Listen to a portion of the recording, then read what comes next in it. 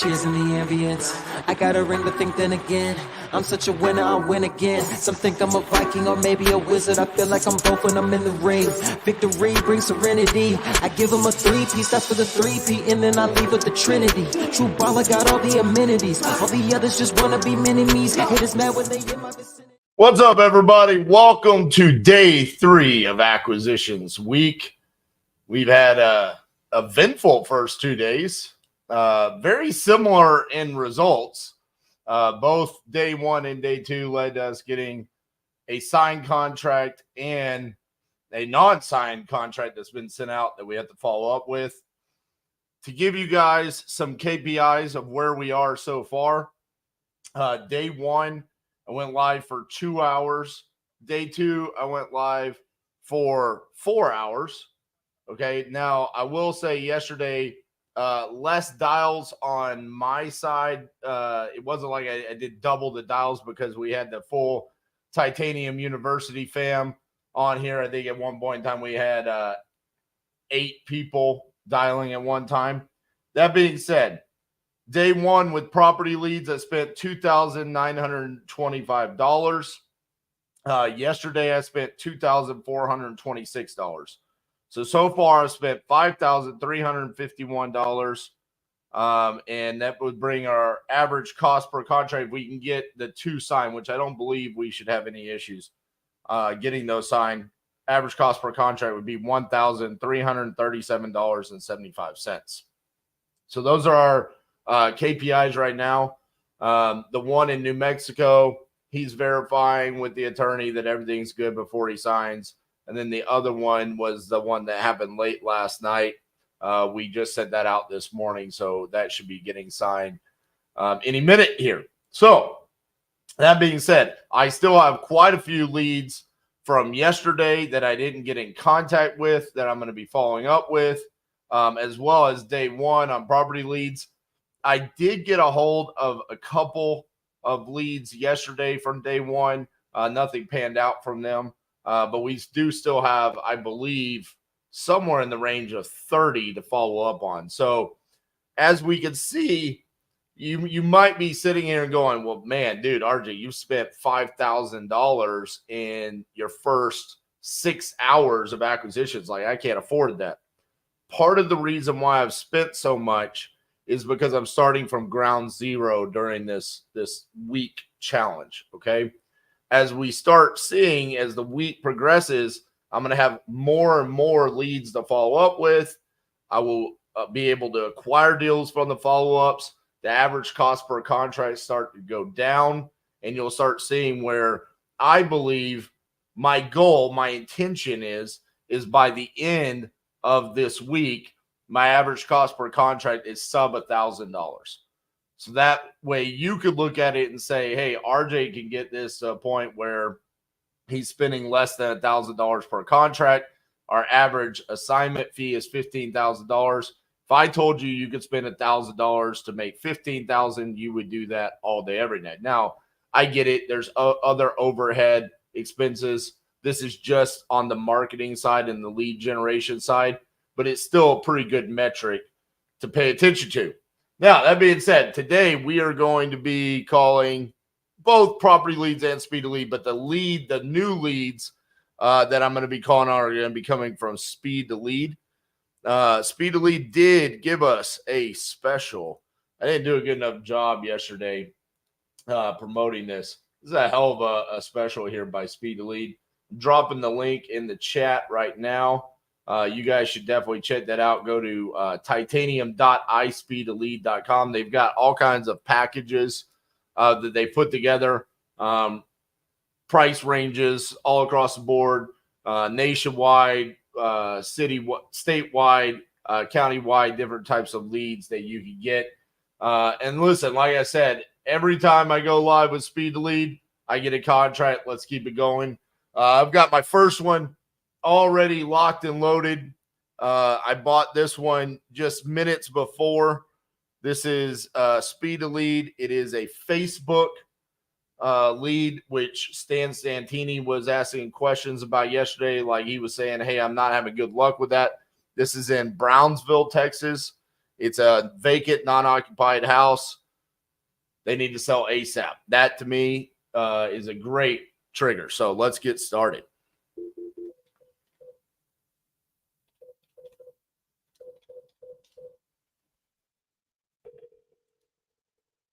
Absolutely.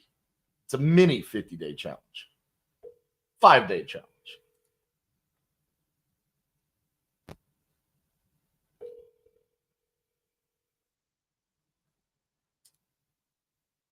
Lead Zolo is on Friday, Chris.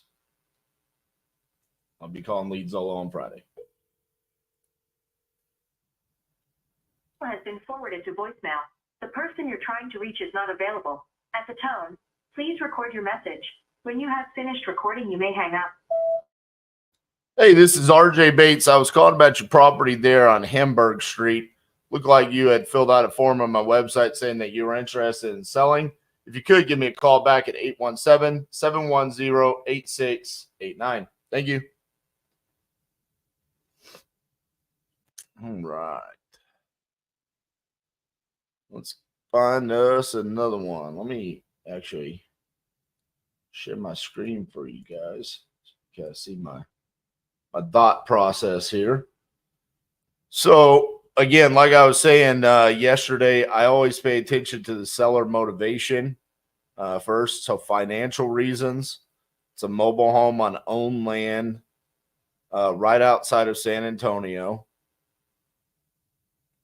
Listen, I know it's on owned land, but I'm not big on it. The other thing is that there's an appointment set for October 11th over here at 9 a.m. I'm going to pass on the end. It's on the market. So there's multiple reasons for us not to buy that one.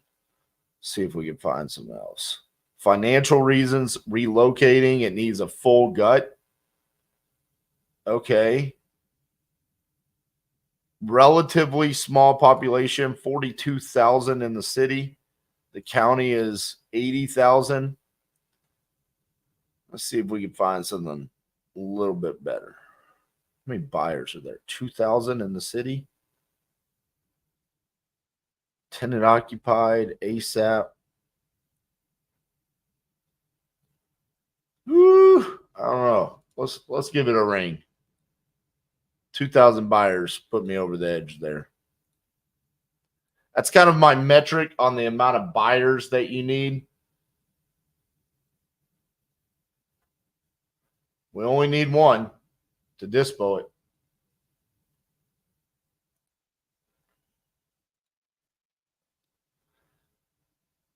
Seller's name is Cassie. Feeling it.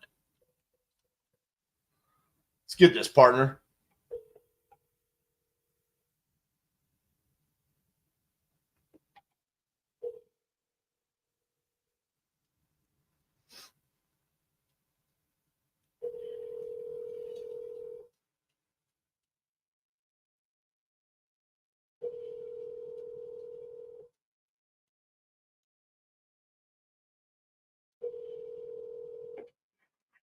Thank you for calling Excel Farm Credit. You have reached the voicemail of Cassie Justin. I am unavailable at the moment, but if you would, please leave your name, phone number, and a brief message. I will return your call as soon as possible. Thank you, and have a great day. Hey, Cassie, this is RJ Bates. Looks like you spoke to Sarah earlier about selling your property there on Princess Lane. If you could, give me a call back at 817-710-8689. Thank you.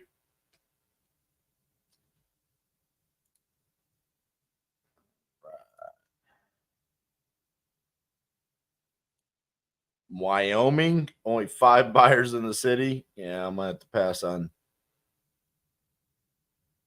We're definitely not doing a 50-day challenge. In a 50-day challenge, I'd be like, yeah, Wyoming, let's do it. So I love financial reasons as the motivation, but repairs needed. This is why having premium mode for $89 a month is important. It's 89 or 99, something like that. But fully renovated and updated in the past 2 years.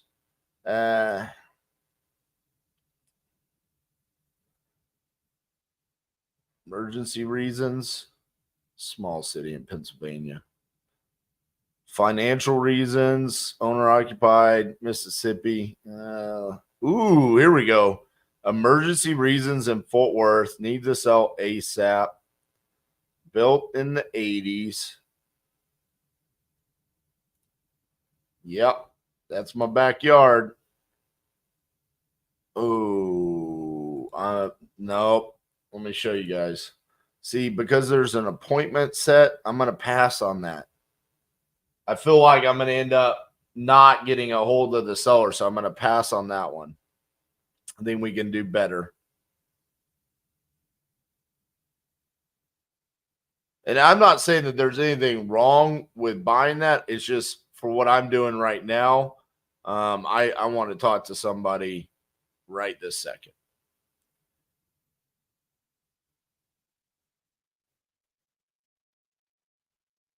Super small, 820 population.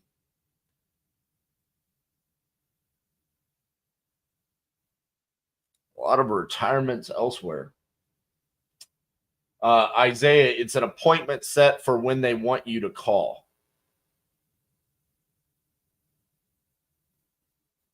So that's what it means by appointment set. So same thing here. Appointment times at which seller will be home to show the house via video call. So this is they're expecting us to call them tomorrow at 10 a.m.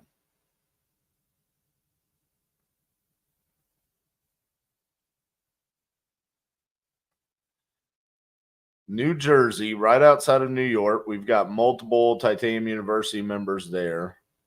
It's a condominium. Pass on it because it's a condominium.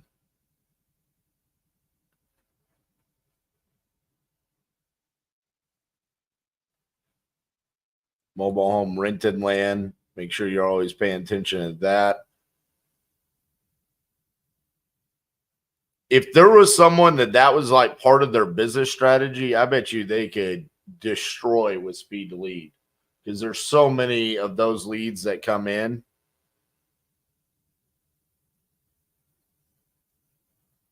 On mobile home, rented land. And I don't think that they're getting purchased. So these are actually down on the ones that I saw yesterday. So let's go back. It says I have a new lead. Arlington, Texas, financial reasons. Oh, yeah. Oh, it's on the market, though. No, I'm going to pass that. All right. Some of these that I passed on. Go back to them.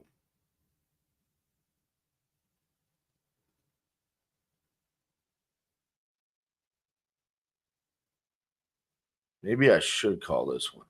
Vicksburg, 26,000.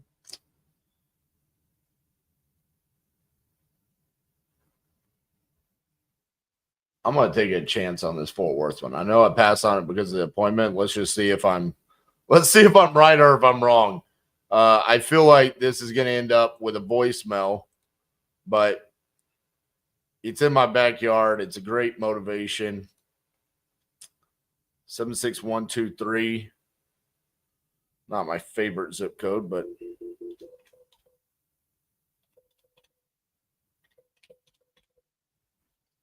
we'll run with it.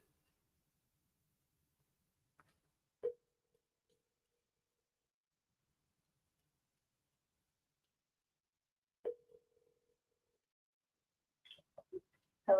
Hi, is Christine there? Speaking? Hi, Christine. This is RJ Bates calling about your property there on Huntwick Drive. Look like you filled out a form on my website about selling that property. Is that correct? Yeah, we're in the early stages of looking at doing that. Gotcha. How much were you guys going to be asking for it? Well, we're not sure what the market is right now. So, I mean, that's kind of what we're curious to see what we can get, without having to go through the rigmarole of, showing and buying and this market, that market. This is like our third house. So, if we can avoid that, we're trying to. But, Gotcha. you know, if it makes more sense to do the whole process and to get, you know, I don't know, if it's like a $20,000 difference, I personally would be willing to just do the cash offer and take the money and run. But, you know, if it's like a vast gap between both processes, then we probably just do the traditional way. Well, it depends on how you're calculating that 20,000, because obviously if you list it on the market, you're going to have realtor commissions plus the closing costs plus repairs for inspections. Right. So if you're talking about 20,000 below that number, then there might be something that we could talk about. If you're talking about 20,000 just from full retail, looking at the price points in there, cash offer's probably not going to be anywhere close to that number, just because on our side, if we were to turn around and sell it, we have to pay those realtor commissions and everything. So it would be like that number would come after like the commissions and stuff like that. So it would be a fairly substantial number below what you would consider full retail. Now that being said, I mean, we're based out of Fort Worth. So there's multiple different things that we can do there. I mean, as far as the property condition goes, does it need any work or is it in pretty decent shape? It's in decent shape. It's not like in an as-is condition, and we've done a lot of work on it. And I mean, I would imagine if we were to sell it, it would just be a matter of, you know, I mean, honestly, I would even say paint, because it's really got like, it's the same design that we bought. We bought about 4 years ago, and it's still pretty, you know, updated. So, and the previous people that we bought it from updated the house quite a bit. So, yeah, I don't think it would need much to get ready. So, yeah, it's just a matter of time for us, because it's kind of like an emergency situation. But, you know, do we want to hunker down and try and do the traditional process as fast as possible, or do we want to just get a cash offer? Right. Kind of where we're at. So I'm looking at the pictures of the previous listing. Yeah, I mean, it's adorable. I mean, if it looks anything close to this, I mean, it doesn't need anything as far as remodeling goes. Right. So there's a couple different options that we have for you. I mean, I can make you a cash offer. Obviously, I would assume that on the full retail market, this is going to go somewhere in the low to mid threes. Okay. Cash offer, definitely not going to start with a 3. Definitely going to start with a 2. But we have our own brokerage here. We can help you list it if you want. The other option is if you really just don't want to worry about it, we could do what's called a novation. That being said, that's essentially us just saying, here's a number for you. You walk away with this much, and then we're going to turn around and we're going to list the property and we're going to make a spread on that. So that being said, I don't know. I mean, unless you just really don't want to be involved with any of the negotiations or inspection items or anything like that, I don't see why you would want to do that, personally speaking, unless it's just like there's a motivation that I don't know about. If I just had to give you like advice, I'd say, I mean, yeah, let's list it and get as much money as possible for you. As possible, yeah. Okay. Because I mean, just from an investor perspective, I mean, you're going to be taking a pretty significant cut. I mean, it's because we want to make money, right? Okay. So, I mean, even if it's just straight cash, I mean, it's like you're going to be not only covering those realtor commissions, closing costs, but also the profit for that investor. And I would say the majority, even if you don't have to do anything, just if we're selling something in the $300,000 range, we're going to want to make a minimum of $30,000. You know, that's like 10%, and that's like covering the the oh no factors, right? If something bad happens, Yeah. right? So it's a pretty significant cut, especially with the condition. So realistically, in my mind, it's just like the two plays for you is like, hey, I want to be hands off on this. Just give me a guaranteed number. We could do a novation. That's a much less cut off of it. Or just list it. Yeah. Okay. Okay. Well, I appreciate the advice. We've all, I mean, since we've basically been in the house, we've been getting, flyers for, we'll give you a cash offer. So, Yeah. So, it's always kind of been in the back of our minds, like, hey, won't we call one of those guys on the flyers? But, that's pretty crazy. I mean, yeah. do y'all own it like free and clear, or did you put like a significant amount of money down? No, we don't have a free clear, but we did get it. I mean, we bought it in 2020. So it's appreciated a lot. Yeah, a lot. Gotcha. So that makes sense because, like, for us, what we see is that you have a ton of equity. We're hoping that you kind of tore the place up a little bit and you're willing to sell at a discount, and that's why you're getting those. It's not really because of anything in particular with the house or anything like that. It's just as investors, Right. we high equity. Sure, let's reach out and see if they're interested in selling at a discount. I see. But yeah, I mean, my advice to you would be, if I were in y'all's shoes, number one, list it with a realtor, which, like I said, we can help you out with if you need. Or if you just really don't want to worry about this, like in times where it's like, hey, I've got other stuff going on in my life. Can you just give me a number? Like you said, if it's $20,000 below what you're walking away with, like we could make that arrangement where it's like, hey, I'm willing to do a novation. I'm willing to come in and handle all of the inspection, the negotiating, and all of that for a fee. And it would be somewhere in that range. But that's only if you just don't want to deal with the headache of listing. Right.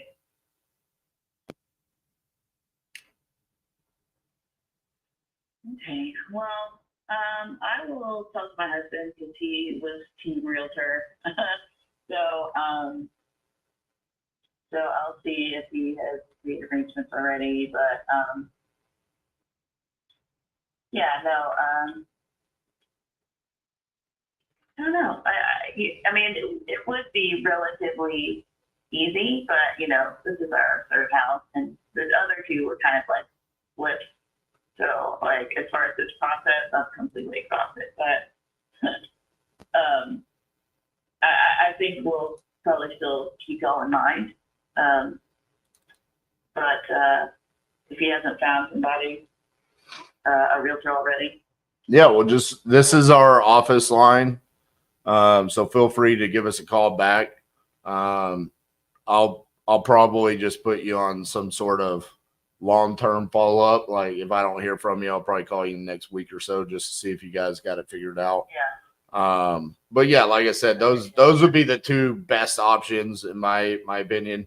I would definitely, with the condition, and if money is of any desire to you, I definitely would not try to sell to an investor. I mean, Okay.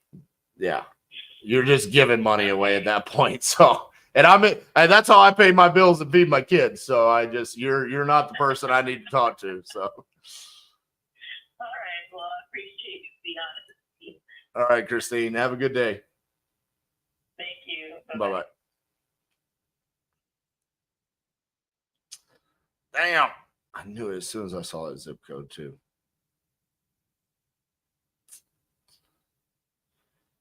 We'll just put that on a contact made.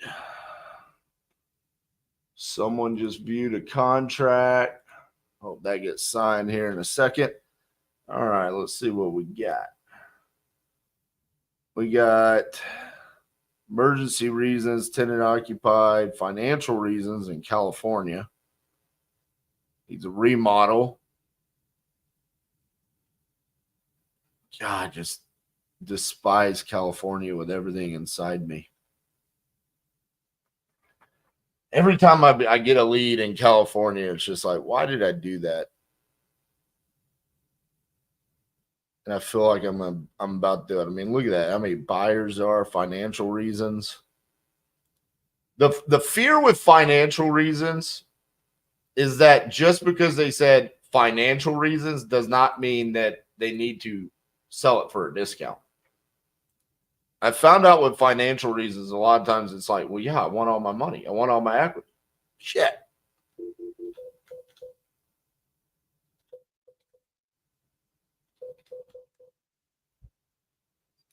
It's an SEO lead. It's the best type. Means they were searching us.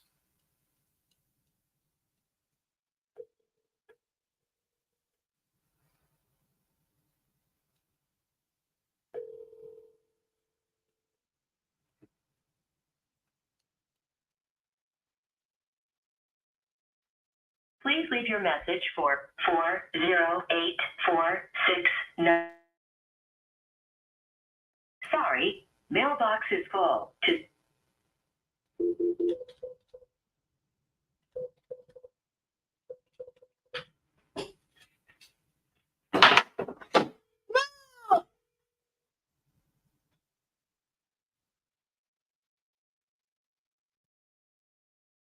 Please leave your message for. Dang it. Hold on a second. Oh, it went all the way down there. Oh, man. I need it. It's my Whoop. My Whoop charger. Needed it.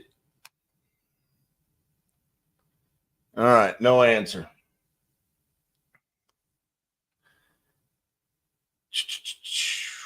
Woo! Another California. Owner occupied. Oh, it's on the market. Nope. Plus tiny. No buyers.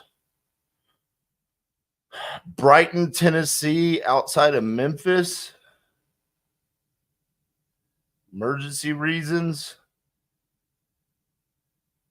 That's pretty close to Memphis. But it feels close.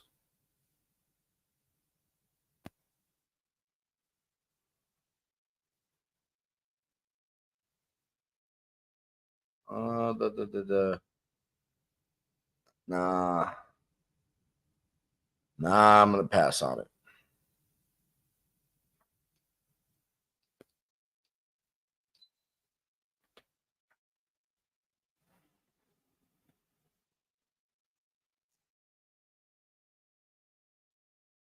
Some of my follow-ups from yesterday. While we wait on some new leads.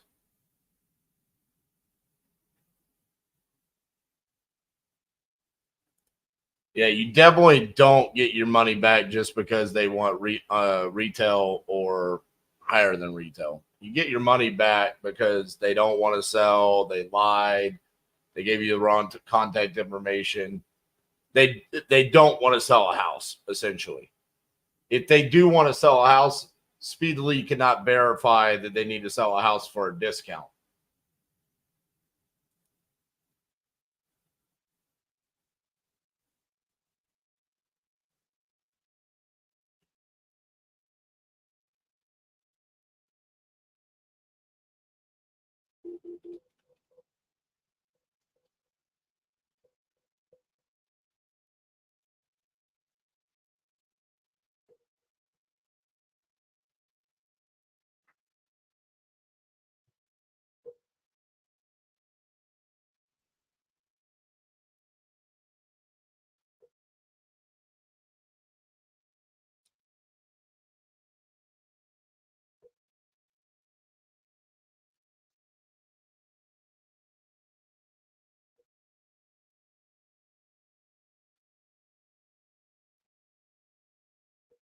Has been forwarded to an automated voice messaging system.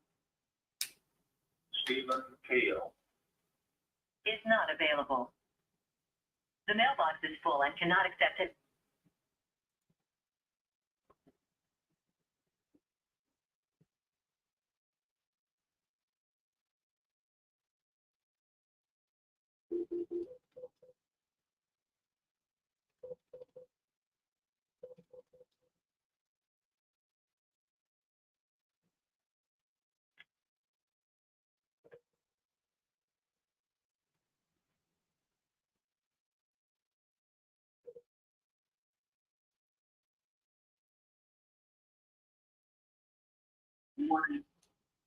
Hi, is Tyrone there? Yeah, this is he. Hey, Tyrone, this is RJ Bates. I was calling about your property there on South State Street. Looked like you had talked to Sophia yesterday about selling that property. Yeah. Nice. How much were you looking to get for that? 10,000. 10,000. You know, the quickest way to my heart is when people tell me they want 10,000 for a house. I almost always just say, all right, let me do it. It needs a total rehab, and the taxes and the water bill need to be called up. You need about $250 to go in there. 250, huh? You need $250 I need to get 10, so you need $260 to take it. That's what you're gonna need to get it and going. All right. So once I put the 250 in it and I give you the 10, how much is it worth? You probably could get it. Well, I don't know if you'll be able to sell it right away, but I tell you what, you could collect rents over there and get $3,000 a month without a doubt. Yeah, I got to have equity too, though. I mean, so let me look here. You don't have an idea of what it would be worth once I fix it up? You may be able to get your money back. Maybe you may be able to get $275. I don't know if you'll be able to get $300,000 over there in that particular neighborhood. You know what I'm saying? But that neighborhood is coming back because they're getting ready to run the CTA transportation line through there. So it will be up and popping. That area is coming back, you know. But I don't know if you'll be able to get no $300,000 for it, you know. You may be able to get a loan. You may be able to get $290, maybe possibly $3. It's so what is it? Is it a triplex or a quadplex? It's a two flat. Two flat. Okay. One apartment upstairs and one on the first floor and a basement. So why does it need 250,000? I mean, that's a lot of work for a 2,200 square foot property. I mean, what needs to be done? Well, first of all, the taxes and the water bill. The taxes and the water bill is going to cost you about 80 racks to get it going, to get it out the red over there. What? You haven't paid taxes. The water bill in Chicago, they got an allotment on water. If you don't even use the water, you're still paying, regardless. And the back taxes. Gee, 80 grand? Yes, than that? Exactly. Yeah. How long have the taxes not been paid? Maybe 15 years. Holy shit, why haven't they taken it from you? Yeah. Well, I'm still liable from it. This what happened. Quit claimed it to a lady. She paid. And then when she was living in there and working on it, her daughter was living there. The electrician was in there working, and they had an electrical fire in there. The fire department came and put a hole in the roof and tore the place up. Jeez. So I had to give the lady her money back, and because it wasn't fully her name yet, because she was working on, she had already got the tax money together, but she hadn't got the water bill money together. They're working on the water bill to finalize the deal, and it caught on fire. So I really shouldn't have let her go in there until, you know, we had closed on the deal, but unfortunately, that's what happened. Man. I'm trying to think if there's anything creative we could do here. I mean, so you're saying it's really 90 grand to buy it because it's 10 to you and then 80 to catch up the back taxes and the water bill. So it's 90 at purchase. And then on top of that, it needs another 160 in rehab because of the fire. Yeah, exactly. Man, that is crazy. And I get serious buyers. I had a guy, man, he really wanted to get it, but it didn't make, you know, he couldn't handle it because it's too far back. But my son says we're going to get it going, but anyway, he doesn't have all the money right now. If I can get rid of it, I'd be glad.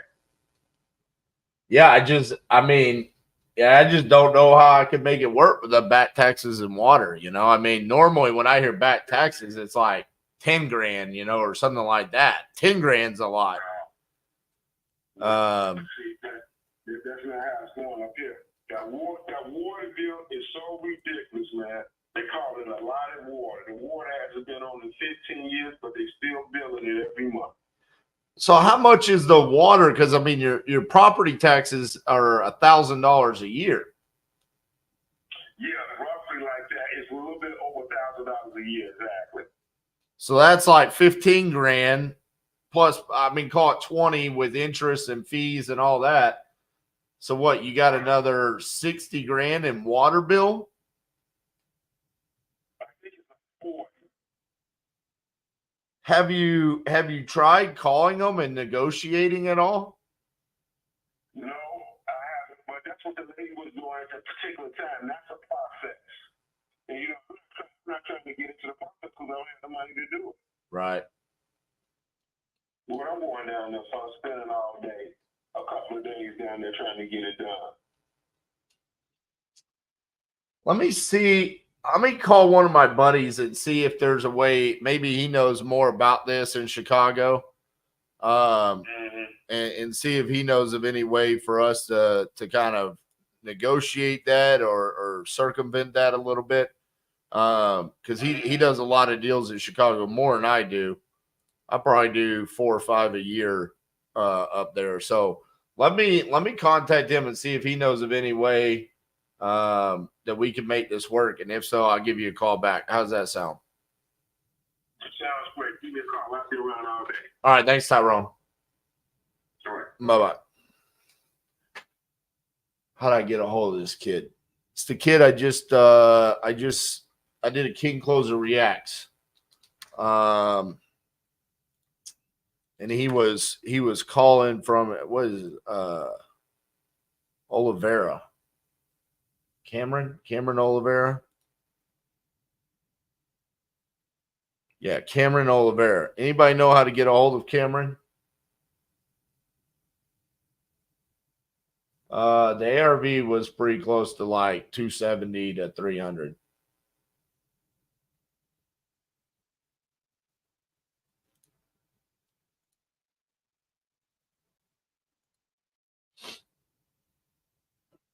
Anybody know how to get a hold of him?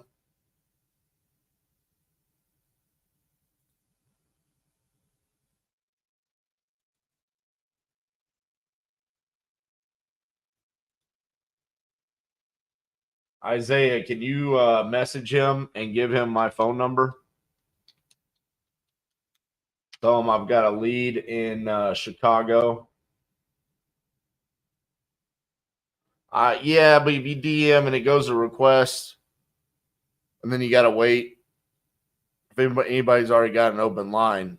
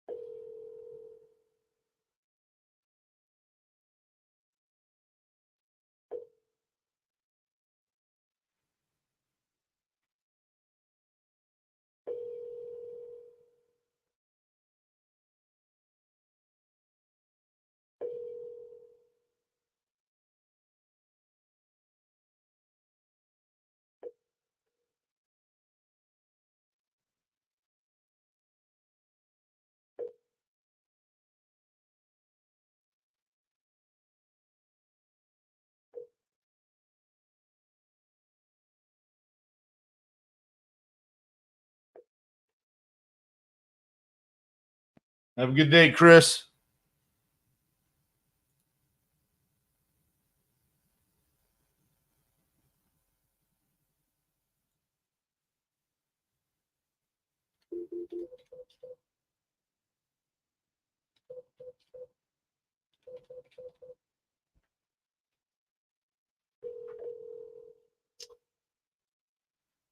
John, I would say 2,000 to 2,500. It's pretty safe then.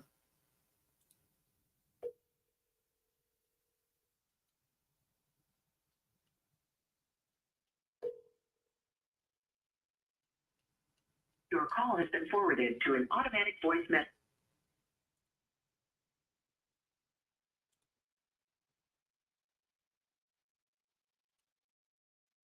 Relocating, land, relocating, tenant occupied, financial reasons in East St. Louis. That one might work. Someone said there was a, looks like it got bought. Financial reasons.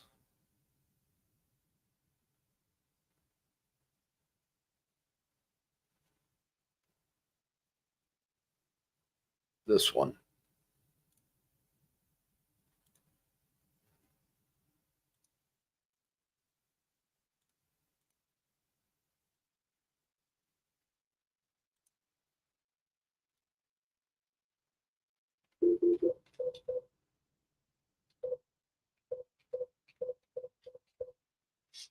Nice. It's not about having buyers. I've got buyers.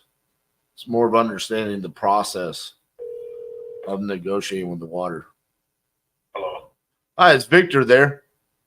Yes, this is it. Hey, Victor, this is RJ Bates calling about your property there in East St. Louis. Looked like you talked to Adam about selling that property. Is that correct? Yeah, the one on now. Yes, sir. Yes. Awesome. How much were you looking to get for that? I was asking 26 or best offer. Okay. Tell me a little bit about what you got going on there. I just kind of bought it as is. It's 2-story brick home. It's about 1,200 square feet. It's got a full basement. A 4-car garage back there. Does need some work. It previously had some water, a water leak in there before the previous owner. Well, they shingled over their other roof, which stopped the water leak, but still got damage in there, drywall, some flooring, stuff like that. But overall, just solid brick house, nice neighborhood. Gotcha. So you bought it for 26 as it, or you're selling it for 26. You just bought it as is. Your plan was to kind of fix it up and flip it. No, really just kind of, I just kind of buy as is, sell as is. Sometimes I fix it up a little bit, or I fix it up and rent it, something like that. But this one, I just, just kind of wholesaling it, basically buying as is, selling as is. Gotcha. I mean, how much work do you think it needs to be completely fixed up?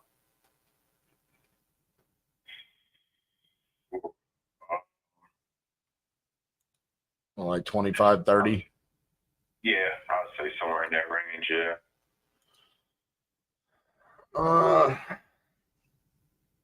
That's pretty tight. Yeah.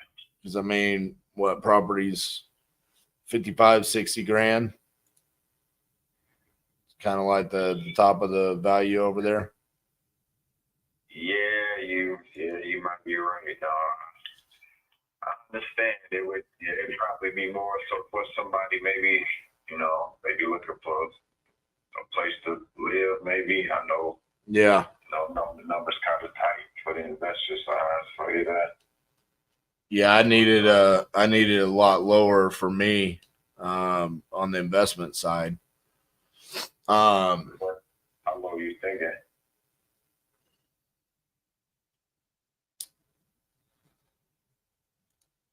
I mean, is it gonna need a full 30?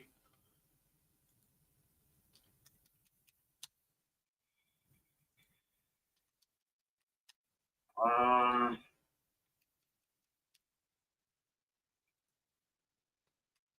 don't know. It's kind of hard to say. Maybe depending on who you got doing it. Maybe you could get by with 20, I would say. I mean, does it need like floors, kitchen, bathroom, paint, all that stuff? Yeah, I would say yeah.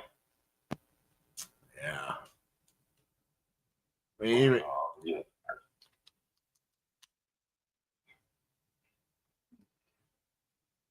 I Yeah, mean, I'm telling him I got a photo of some pictures, you know, if you want to take a look. But yeah, I know it definitely is a fair amount. yeah, I mean, I'd probably want to be down there close to 10. Right.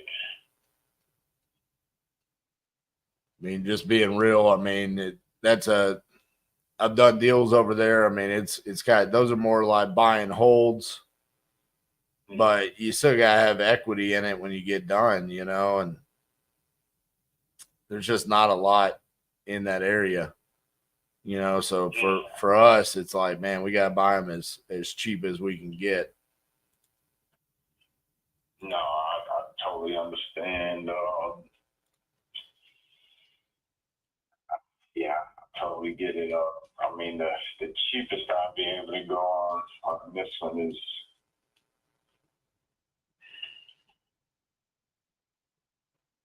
I'd say 18. That'd probably be the cheapest I can go. But I totally understand. It gotta make sense. Yeah, I don't think I can get to 18.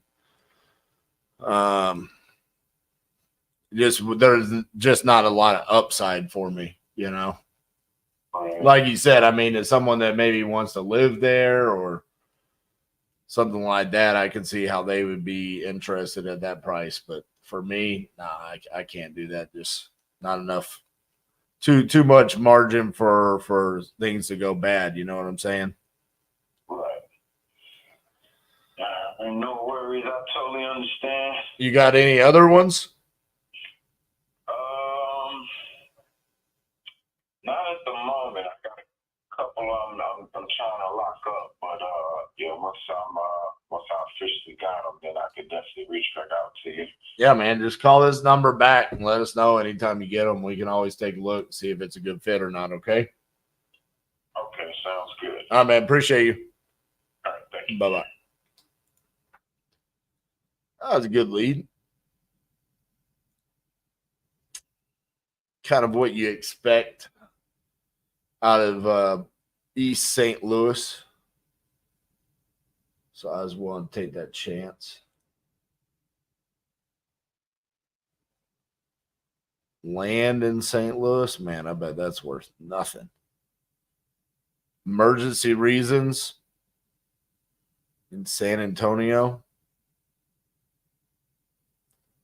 Needs cosmetic, but says, I don't know. I'd say that was a wholesaler. He owned it. So he's taking them down and doing nothing. So he was like, I'm kind of wholesaling, but it's more like wholetailing. If you want to JV with us, email over the details to jv@titanium.investments. And the team will take a look at it. All right. I'm not loving any of those leads. Let's go back to the follow-ups.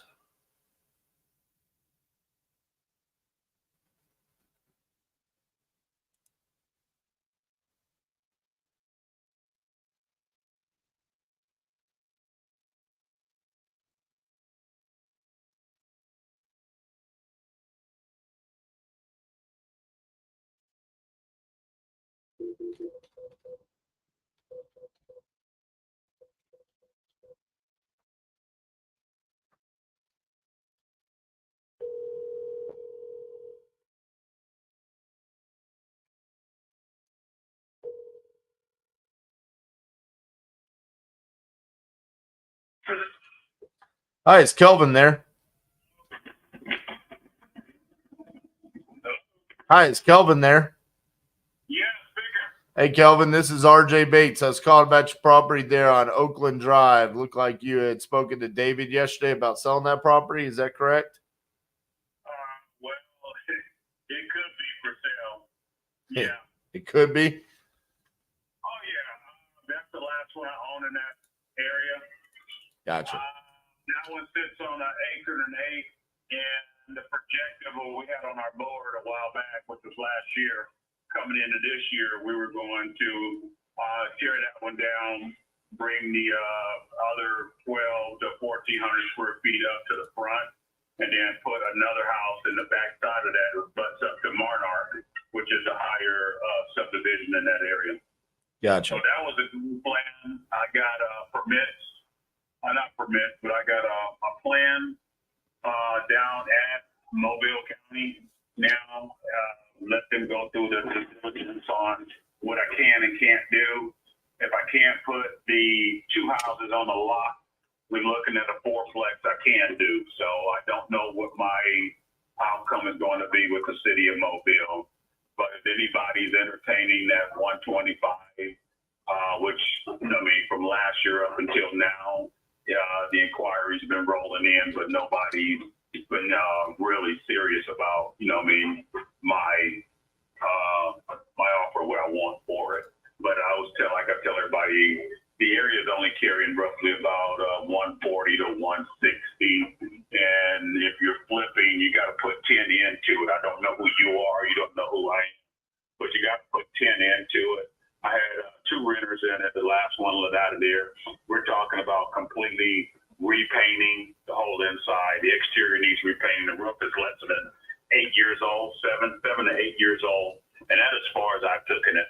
I saw it around the holidays or Christmas time, and I can tell you exactly, you got to put about 10 into it to bring it up to if you want to sell it, or if you're trying to, if you want to flip it, or if you're going to rent it, well, you can put a little less into it, but it's going to need interior painting inside, exterior painting outside, and what is there?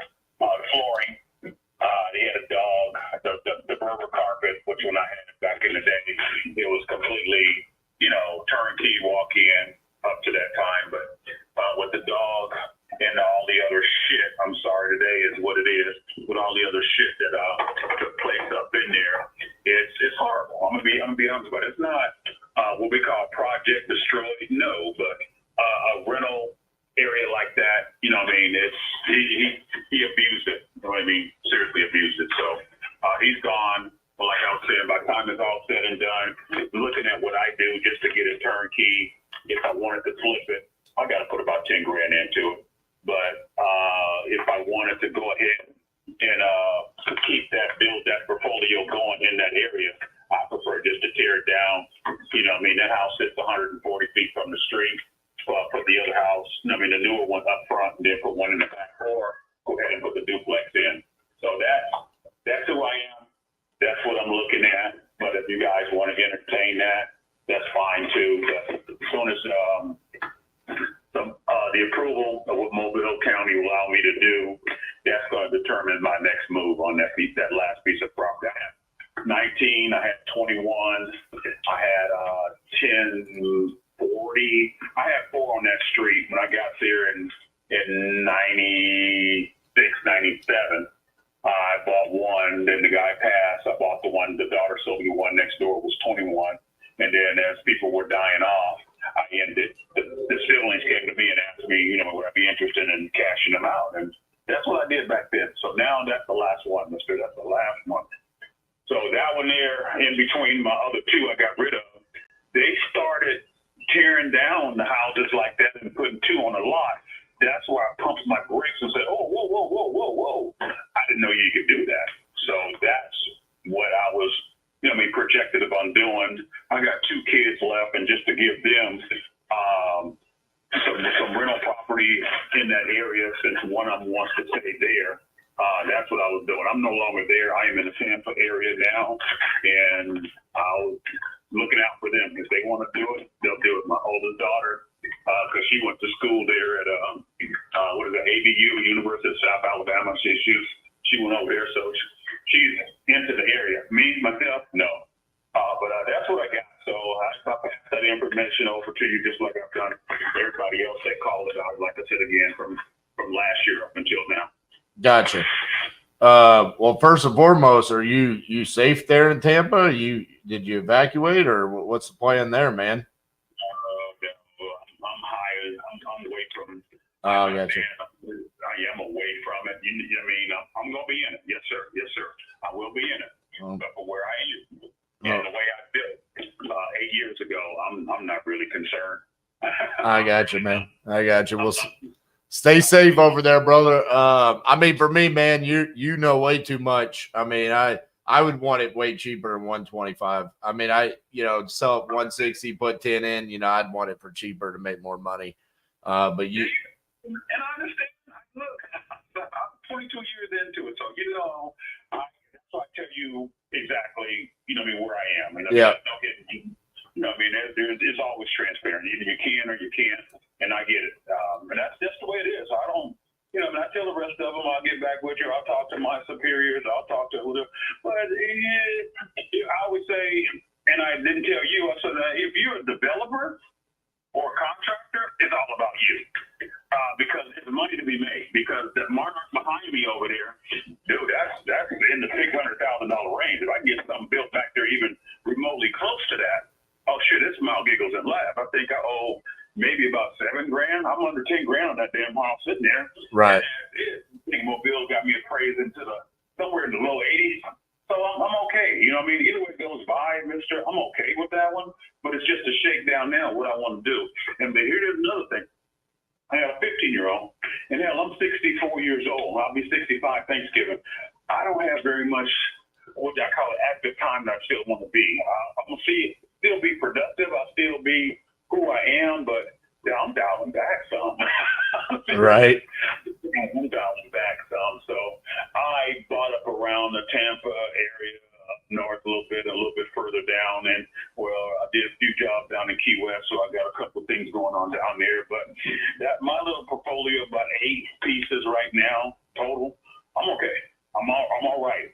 But the rest of that, I never got into it to play it like Monopoly. No, I didn't. But for running a small marble and granite business and dealing around with real estate, I'm okay with the last 20 years. So that's why I said that's the last one in that area. I haven't been up there since 2000. I think I got out there in 2008. I finally just pulled the plug on everything I had down there. We shipped my dad, who's from the area. We got his ass up into the California area where my half sisters and stuff at, because just the way he is. So now it's nothing less for me to be there. You know what I mean? Like, if my daughter wants to stay there because she went to school there, went to college there, then yeah, maybe. But for me, no, I'm done. And I help, I support, but I never given my kids anything. I let them earn and be respectful of, life. You know what I mean? So if she wants to do something within, then, I'll quick claim deed. I'll help her out with that if she wants to try to do something with it. But it's like anything else. These kids don't want a whole bunch of whatever. It's more like, give me. But I know what I got. So it's like, nah, that's okay. I'll really just give it up. You know what I mean? But if she's wanting to stay, then I'll help her out. But other than that, nah, it's not worthwhile for me. I got you, man. Well, best of luck with everything, and hopefully you get those plans approved so you can cash in on Monarch back there, okay? That's the deal. All right, Greg. Be safe on your end also. Yeah, you too. Bye-bye. All right, then.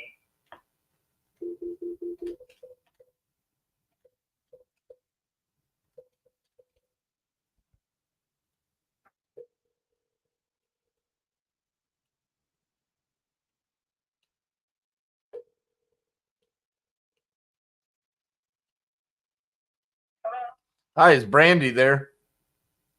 This is she. Hey, Brandy, this is RJ Bates calling about your property there on Banbury Place. How you doing? I'm doing good. Looks like you filled out a form on my website there saying that you were looking to sell. How much you looking to get for that? I'm talking 60,000. 60,000. All right. Well, tell me a little bit about what you got going on. I inherited the property. I've been paying the taxes for the past 6 years, and I don't want to pay the tax anymore. I'm not going to do anything with the property, and I'm ready to collect some money. There you go. All right. Let's see. How'd you come up with 60,000? Well, that's the price listed on the internet. If I did anything to it, it could be well over great shape. What needs to be done to it to get 100? Just probably to like upgrade the bathroom, a bathtub, or something like that. But the overall condition is for how long it's been standing is great. There's like close to zero damage to the property. You just need somebody to love and care for it, because I'm not. Okay. All right. Let me look around here.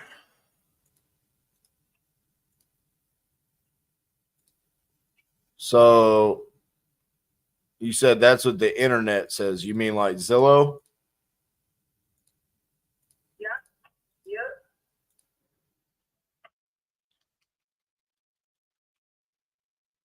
And that's without it even being inspected. It hasn't even been inspected at that price. I haven't even let anybody in there.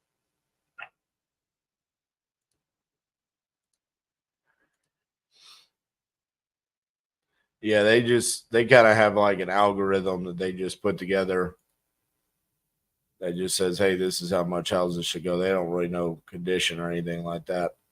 It's a decent neighborhood too. That's probably why it's not a bad area to live in. The majority of the houses all around are pretty nice houses. So like from Martin Luther King to Carpenter over to Pearson, all the way over to what is that? Clio, you know, that full square right there. That's fire. Clio, okay. I don't see any houses that are listed right now for more than 100. So how are you thinking we could get more than 100 for it? You said how to what? There's zero houses that are listed for more than 90,000. There's nothing listed for over 100,000. So how could this one go for over 100 if we fix it up? What do you mean? When you fix up a property, you increase the value. My cousin just did the same thing. Sold it out for $150,000. Bought it for $40,000. And sold it for $151,000. So that's how. Well, I know that's what I do for a living, but I mean, there has to be other houses that sell for that. You can't just fix it up and just name your price. I mean, there's no houses listed right now for more than 90,000. Okay. So to me, it would seem like the top of the market value in that area would be 90,000, because that's the most expensive house in that entire block right now. So if I were to pay you 60 and then put money into it and then sell it for 90, I mean, I don't make any money there. So from an investor standpoint, I think you could get 60 depending on the condition if you just listed it, but I don't see an investor coming in and paying anywhere close to that just based off of what I'm seeing.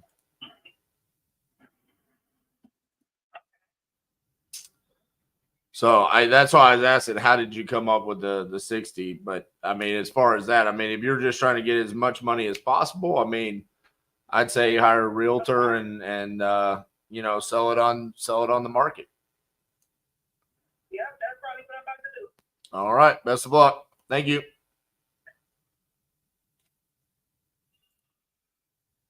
God dang.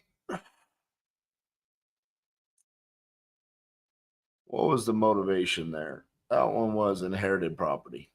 That's always the risk you run with inherited.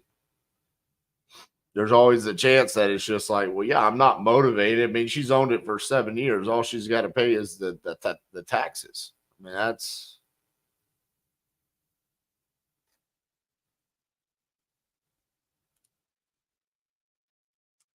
that definitely is not enough motivation for her to sell on a discount.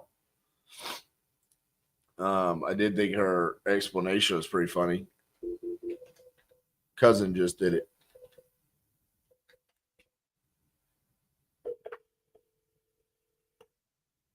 Where?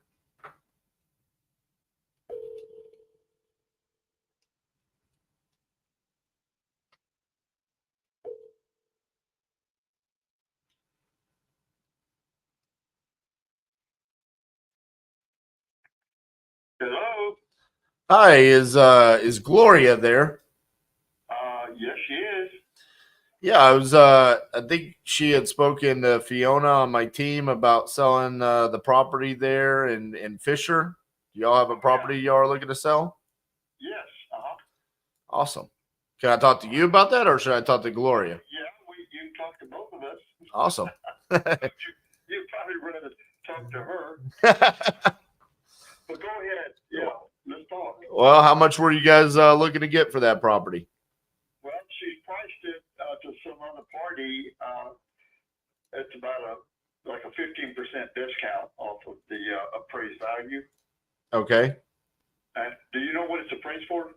I could look that up. Okay, it's at 606. Okay.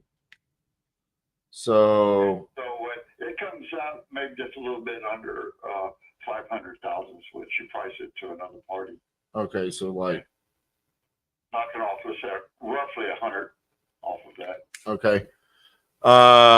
Well, tell me about the property. Why are you guys looking to sell it? Well, she's had it since the 80s. She's retired. She used to work for the state and lived up in that part of the country with her work with the state. And so she's been back in San Antonio now. And so it's just time to sell. And she's done some improvements on it. She put a new roof on it and stuff like that. She's just recently done. And so it's just time to sell. Time to sell. Since the 80s, she's had it more than 34 years. Gotcha. Does the property need work done to it? Well, yeah, some interior, it could be upgraded. But it's just kind of minor stuff. Now, the house itself was built by the geologist. So it's primarily built with fossils. So it's that unique. And it has a big wall with fossils, and then across that other side it has that wall has like a fireplace, but across the other wall it has a fountain, and that's made out of fossils. So it's very unique house in itself. Gotcha. Fossils. What kind of fossils? Well, all kinds of fossils. So stalactites. You ever taken geology in college? Well, not in college, but You do. You know rocks. I'm just curious. I've talked to a lot of people. I never hear somebody say fossils before. That's a new one. Well, these are unbelievable. These fossils are incredible. That's awesome. Big time. And so there's substantial value in just maybe one fossil. They're probably worth $1,000. Who knows? All this kind of stuff. Gotcha. Now, this house supposedly was written up in Southern Living magazine and stuff like that. It's that unique, the property itself, which is on 8 acres, which is unrestricted. 8 acres unrestricted. Okay. Which is big, because there's not anything unrestricted anymore. Everything, when it's developed, has all these restrictions, stuff you can't do and all that. And it has a well on it. And those are the primary features. Incredible house, unrestricted 8 acres, and has its own well. Water system, in other words. I don't even think you can drill a well anymore up there. I don't think you have to be hooked up to pre-existing system. Things have gotten real restricted. It's grown so much. Right. And it's going crazy. So you said the property, its tax assessed value is 606. So she wants to sell for like just below 500. So call it 490. She priced it to this other party at that. Right. I'm basing it on that. So it'd be, whatever percentile it is, 490-ish. How did y'all come to that number? Where did that number come from? Well, the cost of fixing it up, she calculated, added up for just, upgrade the kitchen, upgrade the flooring and everything. So it came out, let's say 100,000. Okay, so 100,000. Like to put a new air conditioning system, all that kind of stuff. Gotcha.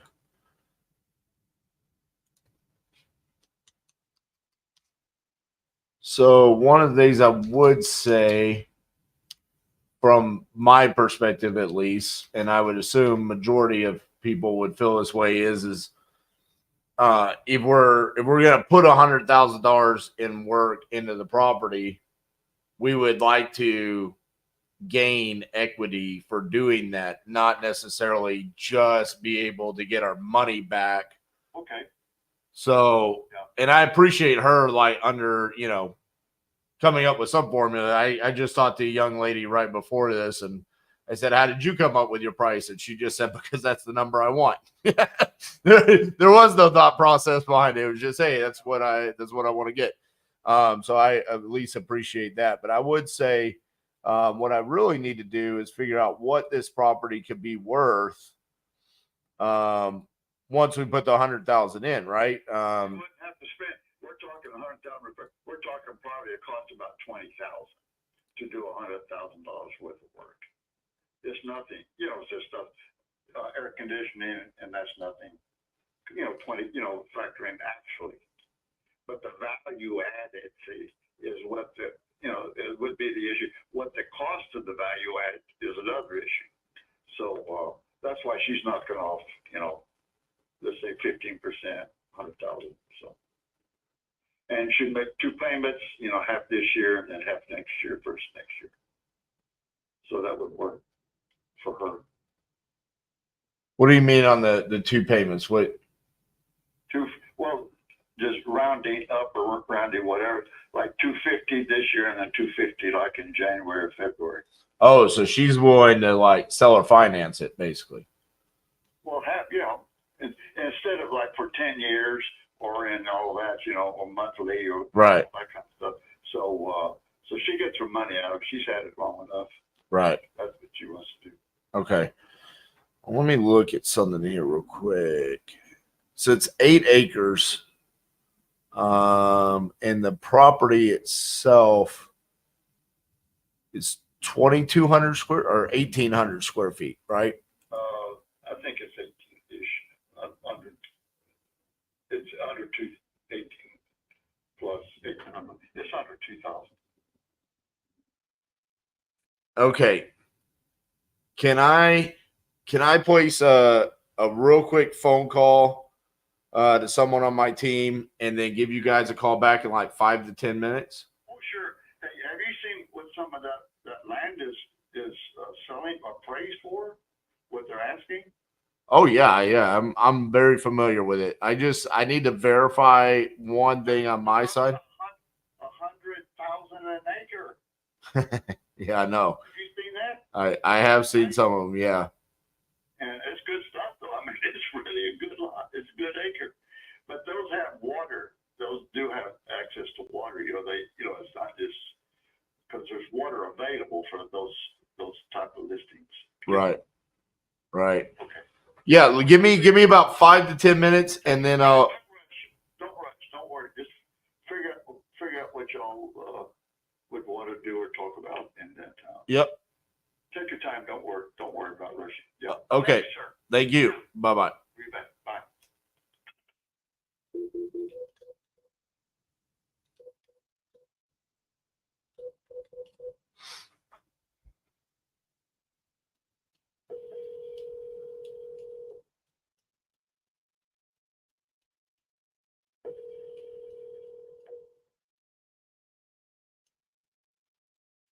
Hello, Steve. Stevie boy, it's RJ. Hey, what's up, man? You're live on YouTube. Oh, nice. You know what's funny, dude? When you called, the caller ID said titanium, and I was like, no way. So are you by a computer? I can. Yeah. Give me a sec. Hold on. Right. Let me walk over to one real quick. I need you to look up an address for me real quick. And tell me if what I'm seeing is what you see, because this is in your neck of the woods. Cool. All right, what's that? It is.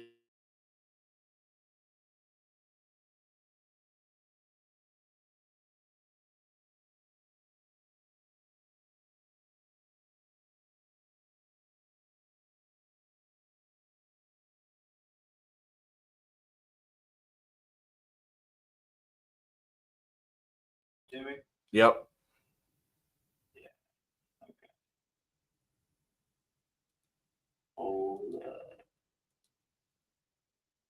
I mean, by super rural, I mean, it's pretty close to you. Yeah, it's up past Canyon Lake. So what we've got here is a 1990 build on 8 acres.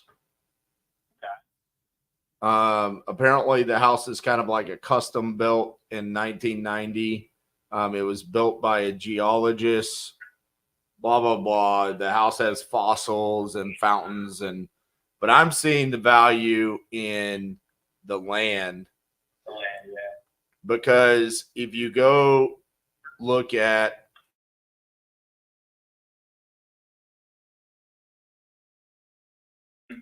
in Fisher, that right now is currently on the market for $1.25 million. Ooh, okay. For, yeah, for the same square footage roughly as ours and roughly the same acreage. Yeah, it's slightly more. Gotcha. 9.22, right? Yep. I'm gonna pull this up on the MLS, dude. I was looking on started on PropStream, but I think my MLS goes all the way out there, so I'm gonna check that out real quick. So here's where she is. Tax assessed value is 606. She has decided to discount the property by 15% on that number. So she is, in their words, quoting people, and by people, it's me and one other person, $490. Is the house how's the condition of the house? Like, is it something that you would kind of go in and redo, or is it kind of like a secondary? It's got a 1990s kitchen, bathroom. It needs a new AC, so it needs a rehab. He said they're anticipating it needs, if you wanted to full blown do it, $100,000. Right. So that's why they're discounting it in their mind, that 15%. Got it. So they're saying how much for the price then? $490. Okay. $490. So if we just look at it with the land, it's about 60 an acre. I don't know if that'll cut it 100%. All right, hang tight, man. I'm pulling it up on the MLS, see what I can pull out there. And they also are forcing to they switch the style of the program, so it takes me a second to get around it now. No worries. Yeah. Okay. Let me pull this up. I mean, my thoughts were this is either a home run or it's not a deal. Yeah. And that's why I called you, because it's like, do you have someone that does stuff like this? Or is this more of like, man, it's... And I don't know about the split portion of it. You know what I mean? That area, like, I know, okay, so Canyon Lake, that's close enough to Canyon Lake, right? Now, Canyon Lake is either, depending on the price, there's a lot of mobile homes out there, rural like that, you know what I mean?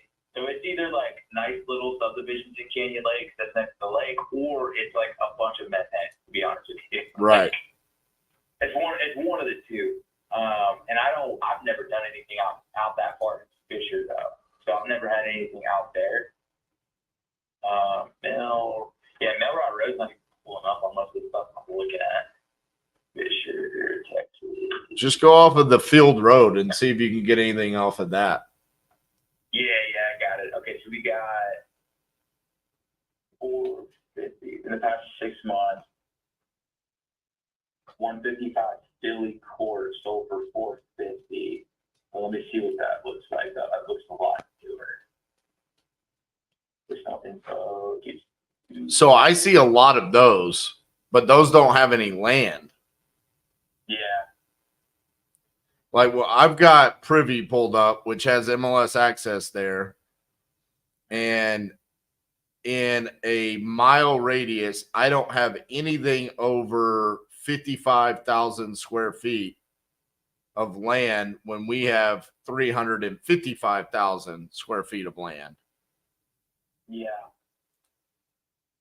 Yeah. Now, I do have 2 actives, and I've got one on our street, 4281 active, 2/3 of our land for $975. Yeah, see that one. And we got this one, another one for $650. And okay, I'll tell you what I would do if I got this. I've got a couple people that I can just kind of call up and see what they think as far as like the land goes and everything. So he told me no rush. So why don't you just go ahead and do that? Why don't you call them and see what they think? And if it's a deal, then let's do it. If it's not, then I just call them back and say, hey man, this isn't going to work out for us. Yeah, no, I love it, man. Because I don't know, man. In my opinion, just looking at it, there's not enough like hard data that says, like you said, it's either a deal or definitely not. There's not enough data to really say that. But if I can put it in front of an investor, We need somebody that says, I absolutely see the value in the land, and that's where the play is. And yeah, I can do this. If everybody is just going to go off of what similar size houses have sold for, then yeah, we're probably looking at the value of being 600,000. Right. But if you give the value to the fact that you're going to have another 7.5 acres or 7 acres of land, then to me, I mean, it's like the seller just said, right? I was trying to get off the phone with him. He's like, you guys do see how much the land's going for out here, right? I mean, I'm actually just curious. Dude, I like that there's a lot of frontage on it. That's a good thing. So in a 2-mile radius, vacant land on PropStream, we've had 2 sold. Dude, there's no way. Those are houses. Okay, hold on. Those had houses on them. Let me go out 4 miles. I need something without a house on it at all. I hate how PropStream on like new builds will still call it vacant land. Yeah, dude. Yeah, it's funny. It's good that you catch that. That shows that you use PropStream a lot. Yeah. I mean, it's like, dude, no, that's not possible. Even in 4 miles, I'm not seeing any just vacant land without houses. All right, dude, hold on. Is this in Barry County? This has to be, okay, it's in Comal County. Let me, have you pulled up like FEMA flood map at all to see if it's in a flood map? I have not. Is that a thing out there? Y'all have floods in San Antonio? Yeah, man, there's floodplains. Well, I know y'all have it in San Antonio, but like out there? Maybe. It's always worth checking. If I'm doing anything with land, I always double check. Yeah, okay. So some of it, there is a, hold on. Okay, I don't think it hits our property. I think we're good.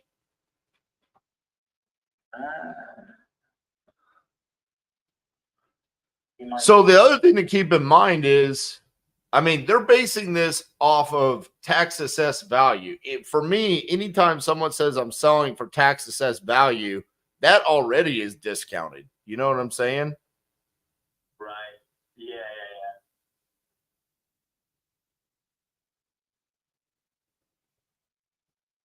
Yeah, because there is a flood. If I'm looking at this map correct, though, I do think it just misses ours. It might hit ours a little bit, but not. To be honest, like if you look at how it's cut, like as you go the kind of east, you see how it gets kind of like narrow, and that land's basically the end. You know what I mean? You can't really do much with it. Right. It's just there. I think part of that might be in a little bit of a floodplain, but that doesn't really matter much. You know what I mean? Because if you are going to subdivide it, then you're just going to cut that out anyway or add that to a bigger piece. And, you know, it is what it is. I'm not going to build on that part of it. So, Dude, I almost think the play here is not for someone to subdivide it. yeah. I think the play is you're getting it for $490. You come in and you rehab it, and it's automatically worth a lot more because of the land. Yeah. I almost think that this is just a fix and flip. Yeah, he set some records out there, man. Let me see. So I got active sold. Let me go back to sold and see.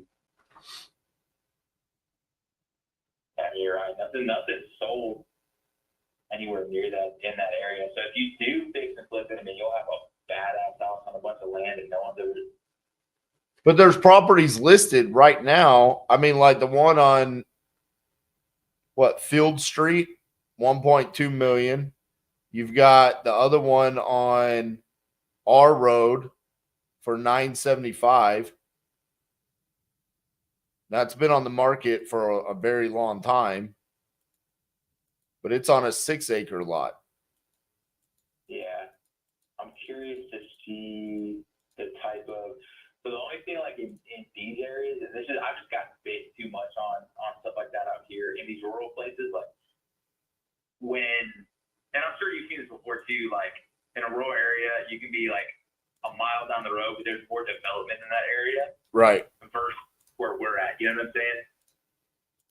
So that field one looks like there's a lot more stuff going on out there versus where we're at. That's the only thing I'm worried about. You know what I mean? You know, with that 1.2 versus that. And then I'm curious, dude, I'd be curious to see what kind of feedback they're getting on that mail route one. Because that would be the closest one, if I'm thinking right on. Right. You know what I mean? Because it's close in proximity. You know, let me see. We've got. Do you know how many bedrooms and bathrooms we've got on ours? Do not. Hold on. Let me go back. Yeah, because this one is a 5, 4.5. 5, 4.5, 26, 40 square feet.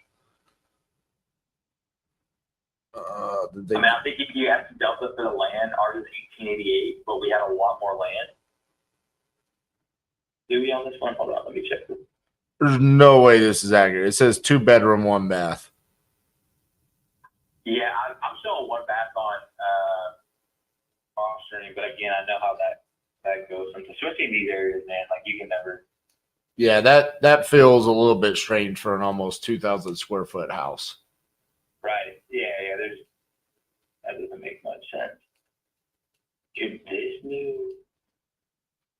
Honestly, bro, I mean, if you have, like, do you have a couple of people that you know that you could call and be like, hey, man, is this something you would be interested in? Oh, 100%. Yeah. I've got and that's usually, to be honest, in these rural ones, when it gets like this, where the comps are like, there's something there, but you know what I mean? I usually just hit those guys up and see what they do. We've been able to make a couple deals out of it. So yeah, I'd say let's do that. Let's not even try to figure it out. I don't want to be the smartest guy in the room. Let's ask the people that would be buying it, you know? Yep. See if they're interested. I think I could probably get them down a little bit, but not much. I already kind of breached the subject with them, and they were kind of like, well, we feel like we're giving it a pretty good price, and she's owned it since it's been built, so 34 years. So he's like, the only reason why she's selling it is because she wants to get her money. Right. So I think, you know, we could probably get them down to 480, 475 if we needed to. But I personally feel like that it's either going to be a deal where we can make a pretty substantial amount of money because they see the value in the land, or it's just we walk away from it. Yeah, for sure. What would be your target price on it? I'm just saying $490 for the purchase price, just on Cape. You know what I mean? Yeah. If we say 490 is what we're getting it for, I mean, dude, I would just give them a range and say, hey, I've got this deal right here. We're not under contract. but we're thinking the purchase price is probably going to be somewhere in like the mid fives, and just see what they say. Yep. Cool. I've got a guy that doesn't even care if we have it in the contract yet. He because a lot of these ones, like, I don't want to miss on an opportunity, and he does so much that he's like, yeah, dude, just send it to me, and we'll run it. I'll let you know. I'll pay for it, and we've made some money with that guy before too, so we're good. Yeah. So hit him up, man, and yeah, if you just want to shoot me a text, because I'm calling sellers, so if you just want to text me on my cell phone, Okay. and then I'll let you know. All right, man. Yep, we'll do. I appreciate it, man. Yep, appreciate you. Bye. Yes, sir. Talk soon. Bye-bye. All right. Well, that was creative. Oh yeah, look at this. Whoop. Financial reasons, vacant, ASAP, full gut. Yeah, let's do it.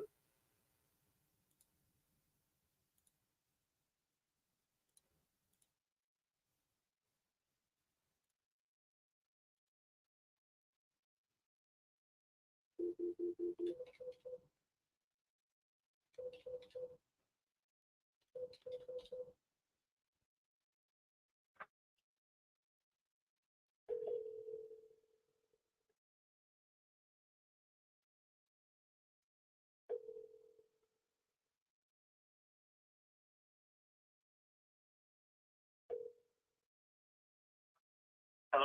Hey, is Jason there? Yeah. Hey, Jason, this is RJ Bates. Looks like you just talked to Alex on my team about selling your property there on 173rd. Yeah. Awesome. How much were you looking to get for that property? 1.1 million. 1.1. And it needs everything. It needs like a full gut rehab. I've already gutted it, but you don't want that house. I mean, you could rebuild it if you want, but it's commercial. It used to be half commercial, and I rezoned it to all commercial. So you could build a duplex or maybe a duplex or a triplex if you want, or you could build an 8 or 12 unit apartment building or condo. You can't build a single family residence, so I don't know if you can rehab that one and leave it as is. Gotcha. Anyway, it's 100 years old. I don't think. I mean, the reason I didn't rehab it after I gutted it is because it's just too much. It's really old, and it was built in like 2 or 3 sections. You can tell foundations, part of it's cinder blocks, and it needs to be replaced, among other things. I'm being nice. So yeah, this is a commercial investment. All right. So how are you coming up with the price of 1.1? Based on what I've spent so far, Gotcha. plus a little bit just for my troubles, because I've had it for over 2 years. I've got a whole lot of, I've got all the studies and everything that one would need pretty much. Geological, critical areas. I've even got plans for a daycare, architectural, civil, and structural engineering, everything. So I've got a lot invested into this. Gotcha. I mean, yeah, it's just, that's not really in my realm. That's not what I do. You know, I don't do the take single family, tear it down and build commercial. You know, it's not really in my world, especially when it's like, it's a struggle for me to see how would I even evaluate that? You know what I'm saying? So yeah, I don't. You'd have to find something that you'd have to find a comparable to what you're going to build. Right. Around there somewhere. So for a daycare, which I actually haven't done the comparables, there's only like 8 daycares, and most of them are bigger than what I'm planning on making in the first phase. But yeah, that's basically what we do.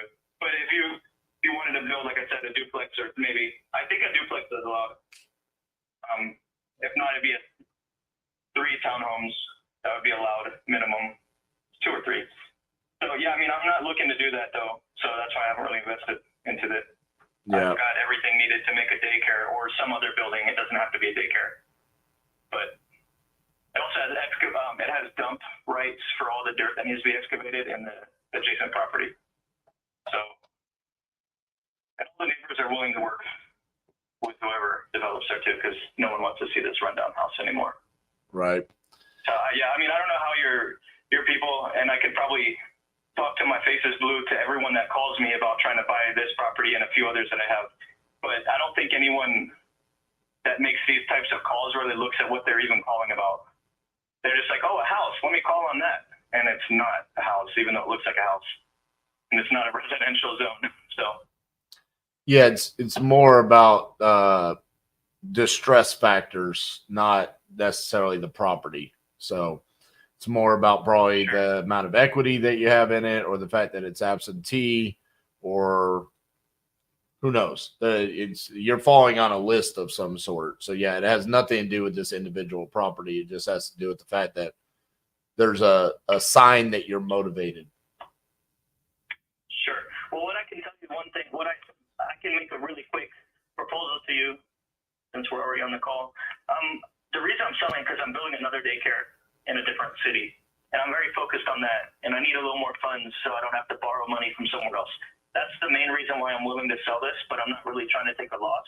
But I'd be still willing to develop this. I mean, we already have a pending permit with the city of Woodinville. They just wanted more paperwork and another type of application. So I'd also be willing to work with somebody else as a partner on this. If it's not in your realm, but you still wanted to invest and try to make some money somewhere, then I'd be willing to do that. I just don't have enough money to do this and the other daycare that I'm building right now, all at the same time. Yeah, I've done a couple of those types of deals in the past, and they did not work out very well. So I think I'm just going to stay in my lane on what I'm good at and what I know. I think I might have to pass on this one just because it's not what I do. I'm all about staying focused. So I appreciate your time, man, but I'm going to have to pass on this one. Okay. Sounds good. Thank you. Bye. Well, shit, fire.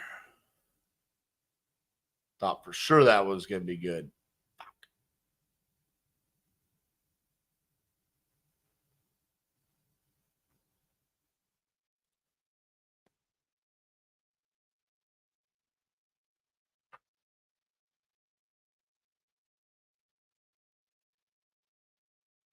All right.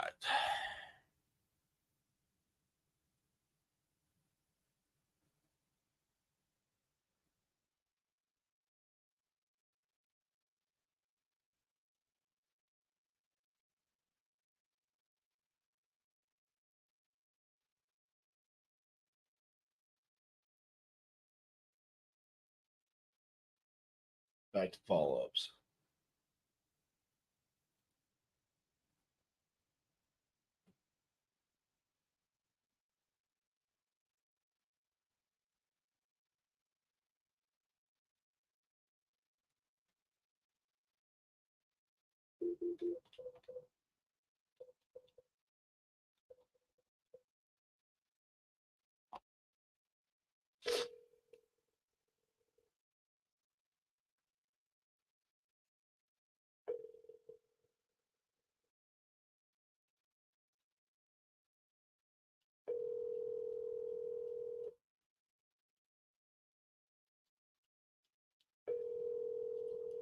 Your call has been forwarded to voicemail. The person you're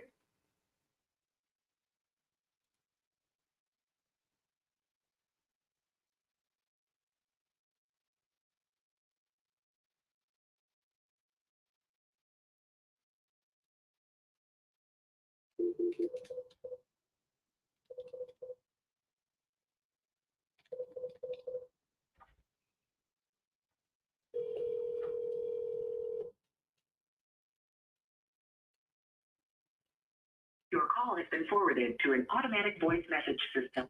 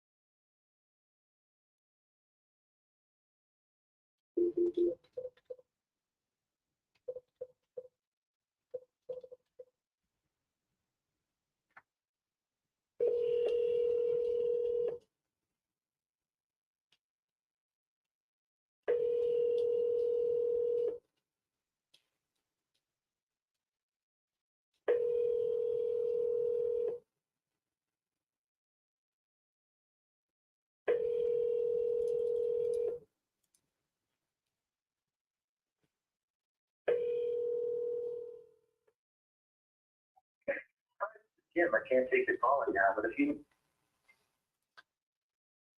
All right, come on now.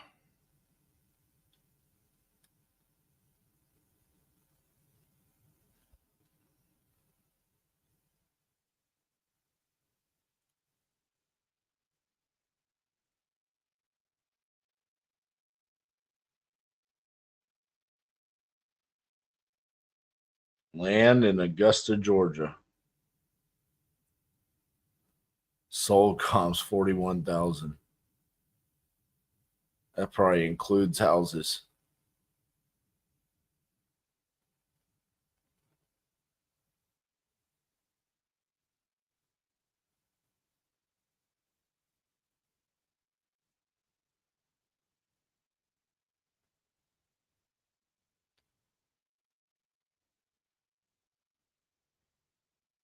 Should have bought this one earlier. People were saying this was close to Memphis.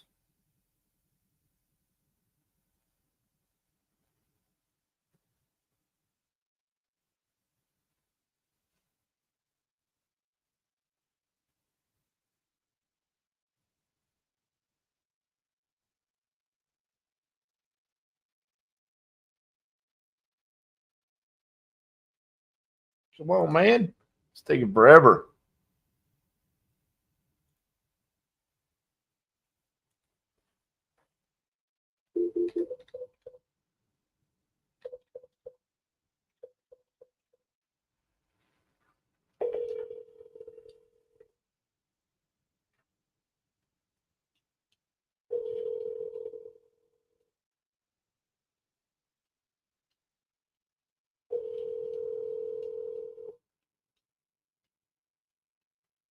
What's up, Nick?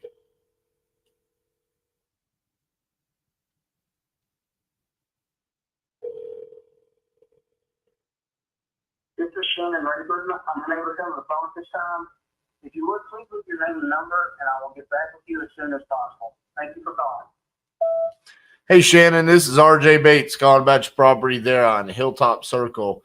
Looks like you were texting with my team about potentially selling that property. If you could give me a call back at 817-710-8689. Thank you. All right.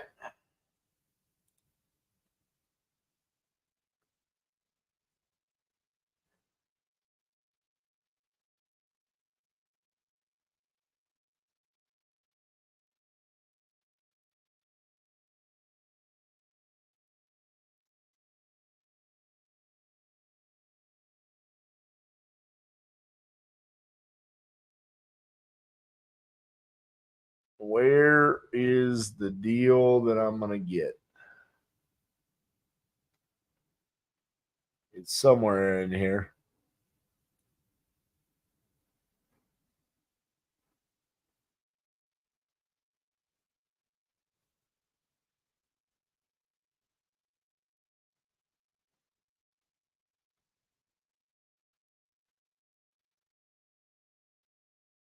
It's that damn Wyoming lead.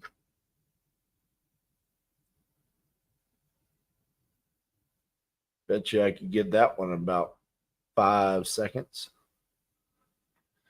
Either that or the seller's going to tell me about how it's the most actively growing market in the United States. And everyone is moving there.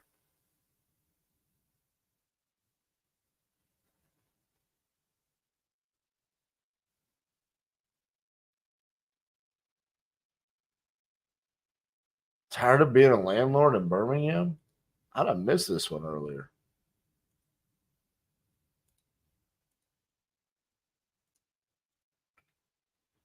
Let's do that. And it's an SEO lead. Oh my goodness.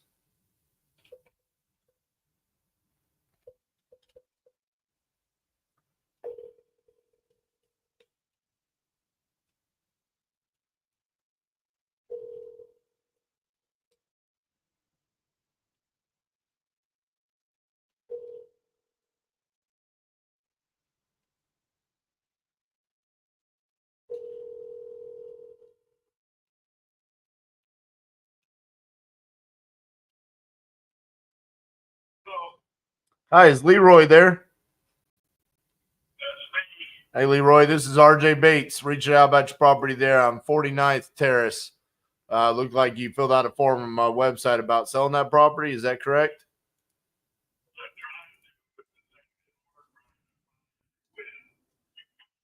Oh, I got it. How much were you looking to get for it?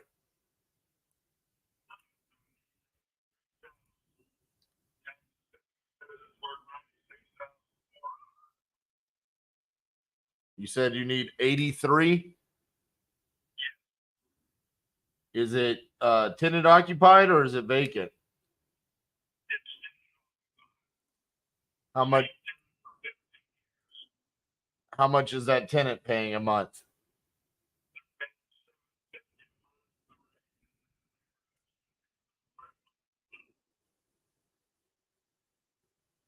Could we charge them $1,100, or would we need to come in and do repairs to get it up to $1,100?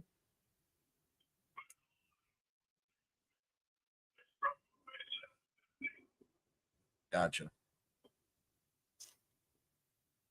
All right. So when you say you need 83,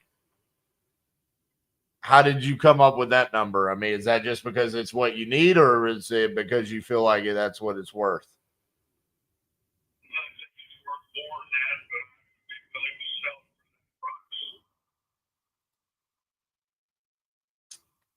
Okay.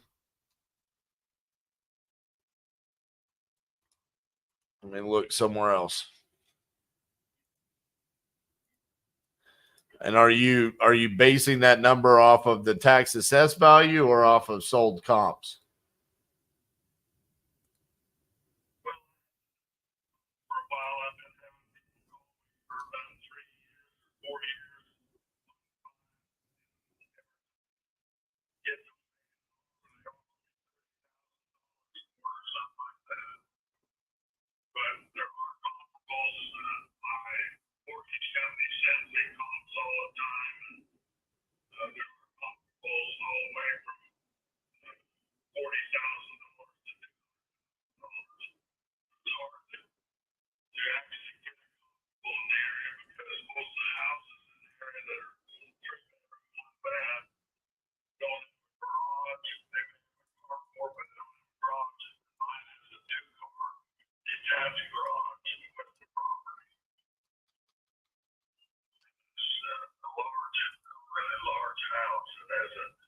Living room, dining room, 3 bedrooms, 1 bath, kitchen, and a nook off the kitchen.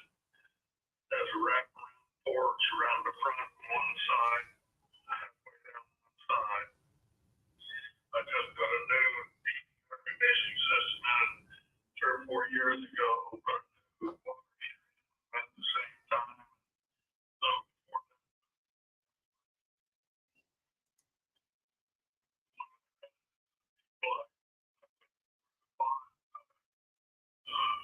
painted it inside now, fixed up, nice, the cast iron bathtub, all that stuff. But it needs new flooring and paint for sure. Yeah. So I think there's a couple of issues for me. One, tenant $750 a month. I mean, that's low. Is there any chance that I could buy it where it's vacant, or are they under a lease?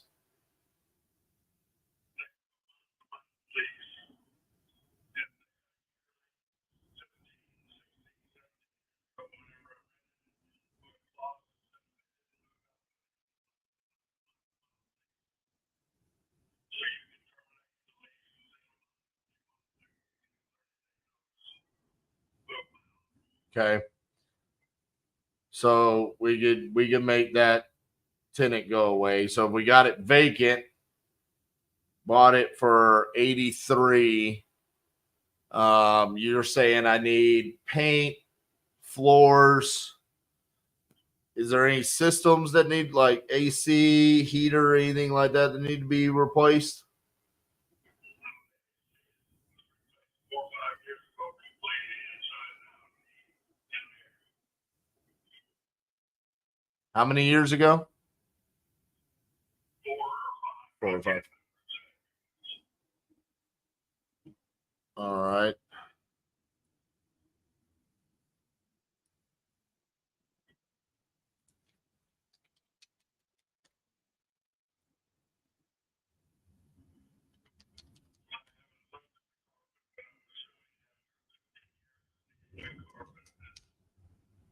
Floor that thing.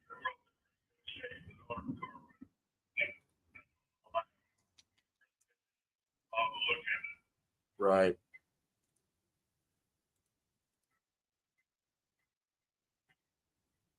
Yeah, I mean, looking at what's currently active in the market right there, looks like I'd be pushing the top of the market at 140 if I fix it up. So I don't think I could do 83 if I got to come in and do, cosmetics to it and then just to sell it for 140. I think I would need to be quite a bit lower there.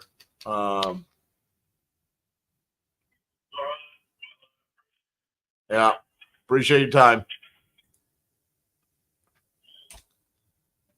God dang it. That's my perfect fucking avatar. The tired landlord. Except the problem is every now and then you get that one.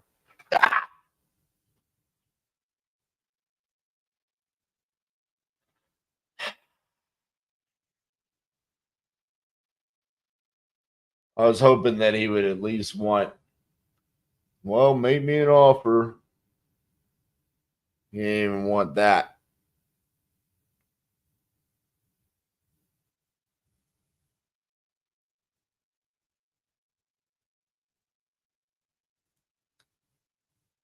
He is pretty dead set on 83,000.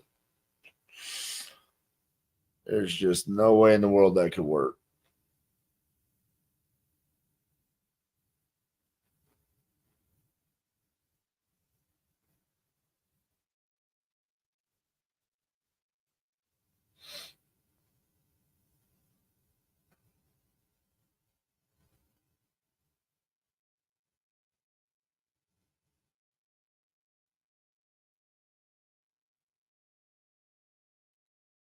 Tired of being a landlord. Remodel. Waco. Let's go, baby.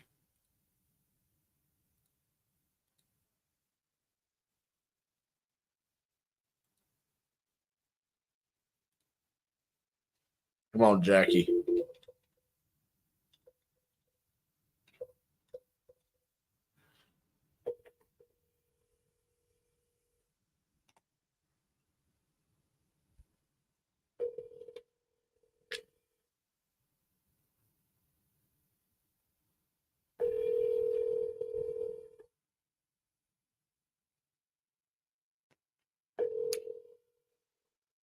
Welcome to voicemail. 2544.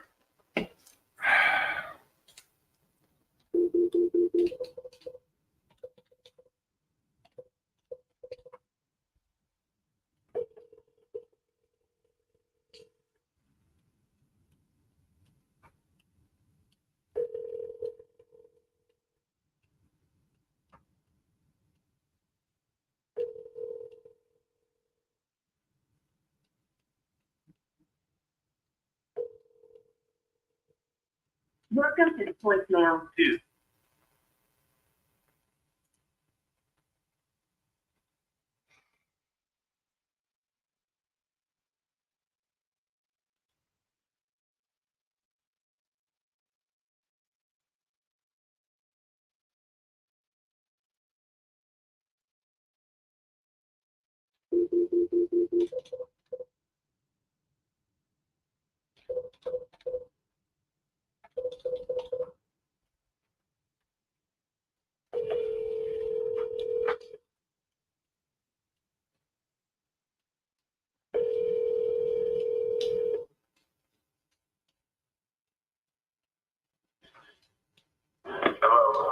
Hi, it's Gregory there.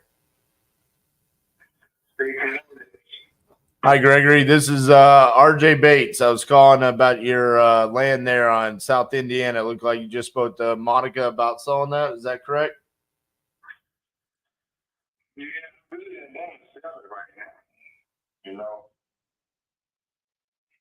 You don't want to sell it? No, I didn't want to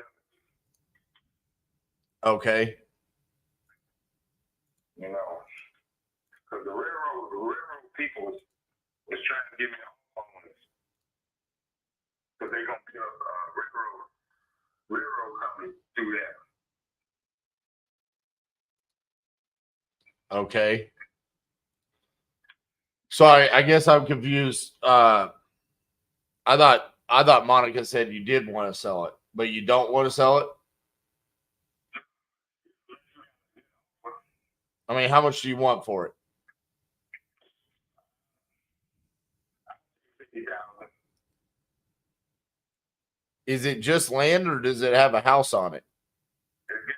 The big house was burned down. That was on the property. So it's just land now?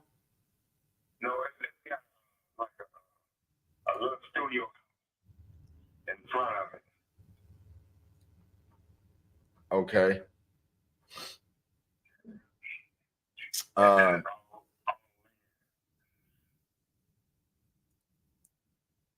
But it's just like a 3,500 square foot lot, right? Yeah. Yeah, I mean, I'm not gonna be anywhere close to 50 grand. I mean that Nowhere near. no. For land at 3,500 square feet. No. Be worth something because you know what I'm saying? The railroad people trying to build something through there. Yeah, I mean, if that happens, then it would be worth something. But Oh, it's gonna be worth no telling. I'm gonna be honest with you, I don't think the railroad's gonna give you a lot for that. You know what I'm saying? That's the only way they're gonna be able to run their stuff out there to off your garden. They trying to take stuff off your garden. They trying to run to property. They gotta come through that land. Yeah, they're gonna come through and they're gonna say this is how much we're gonna give you. They're gonna come through and they're gonna say this is how much we're gonna give you. It ain't gonna be 50 grand, I can tell you that. It should be 200 grand if they want that property. I hate to break it to you, but they're gonna strong arm you. I mean, you can hold out for it, but I'm not gonna be the one that finds out. I mean, I couldn't be anywhere close to 50 grand for that. I just don't think it's worth that. So I hope they come through. I hope they give you all that money, man. But I don't think that's gonna play out the way you think it is. Okay. Thanks a lot. All right, bye-bye.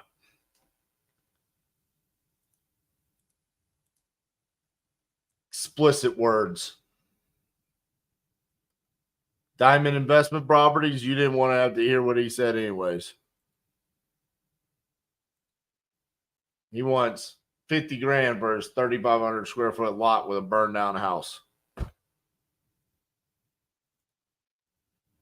Because the railroad's going to come pay him 200 grand. Man.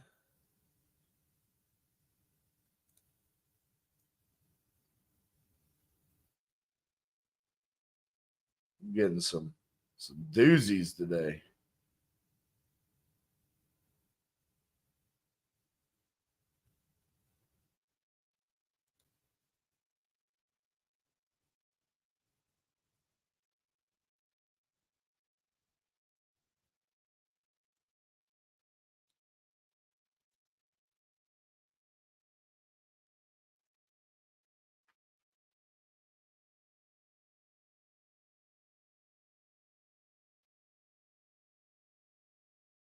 Come on now. Where are you at?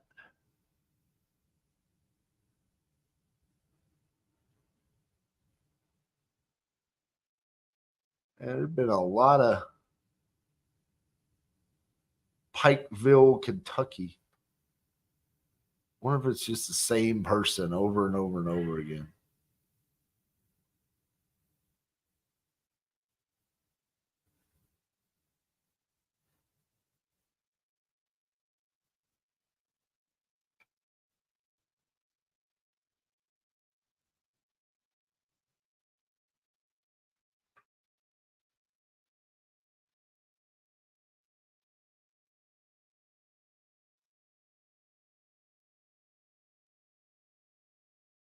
All right.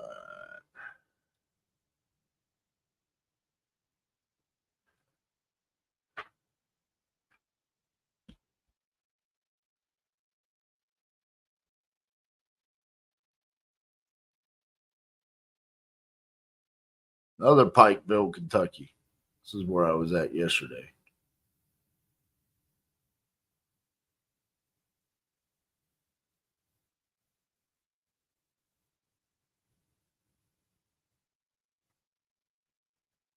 In the middle of nowhere.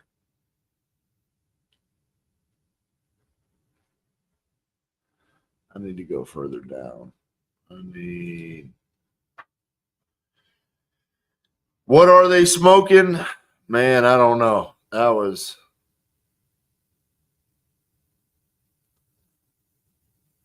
It's kind of sad because you could almost feel like you could hear the conversation that they have at night. Yeah, man, that railroad's going to come in. It's like, it's just not going to happen.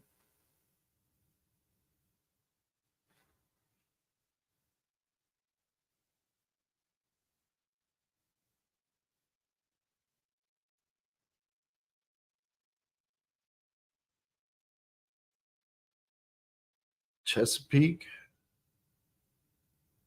fully renovated and listed.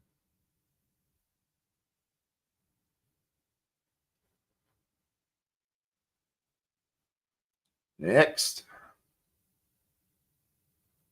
Starts with a C, ends with a rack.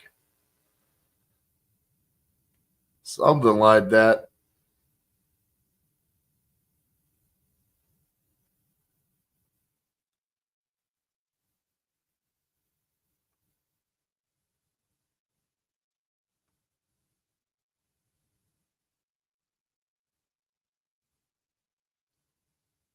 I looked at this one yesterday. It's a little out there. But passed on it yesterday. I need to pass on it today.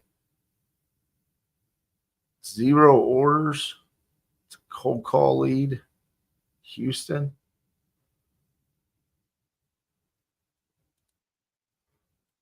We'll try it. Oh, someone purchased the lead just now. That's cute. Was it one of you? I don't blame you. I was about to buy it.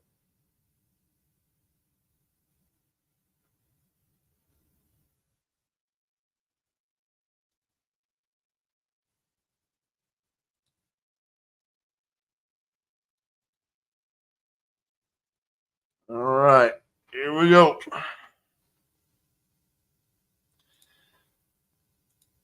Be the one.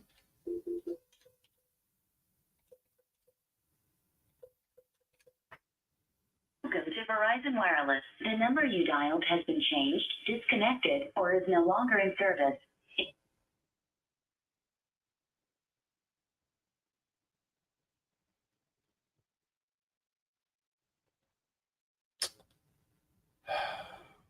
Well, that's a refund.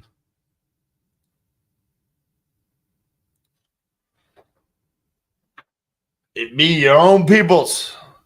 Yep.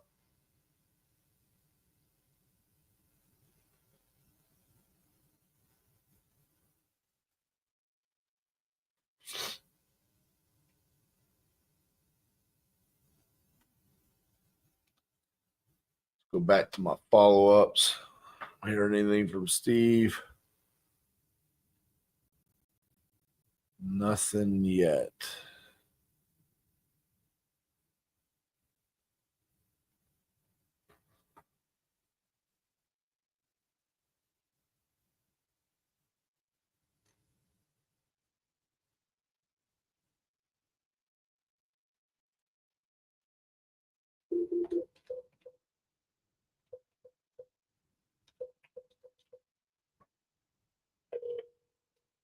There you go, Eric.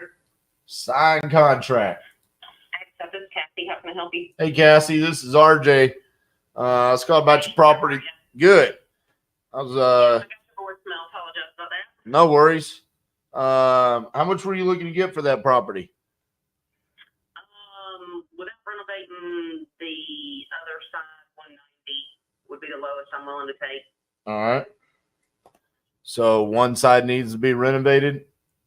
Well, there's a tenant in there, and they've been in there for several years. So as far as new paint, I'm sure it needs to be updated, if you know what I mean. Yep. I feel like 10,000 is more than sufficient and plentiful to do whatever. But I'm currently in the process of renovating the vacant side. Mm-hmm. So, it's going to look spick and span, brand new.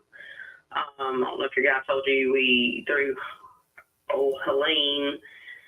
There's a nice size limb on the roof, so I've got an adjuster meeting me out there Friday, in hopes that, the whole roof will get bald. If not, then, I'll finish out to have a whole new roof on it. But that's kind of where we stand. Got it. There's not many duplexes around there, are there? No, and there are some of the newer ones. It's $150 a side. That's what they're going for. How far away are those? What, from this particular property? Yeah. They're kind of all over. They're a lot further out from town than mine is. Right. The proximity to town with mine is fairly close. I mean, you can be at the mall, the neighborhood Walmart, Lowe's, and all that within 5 minutes tops. Plus the proximity of mine to the Hyundai plant, that's going on Gulfstream. It's I feel like mine's in a pretty dang good location. For those, folks needing to travel to those jobs.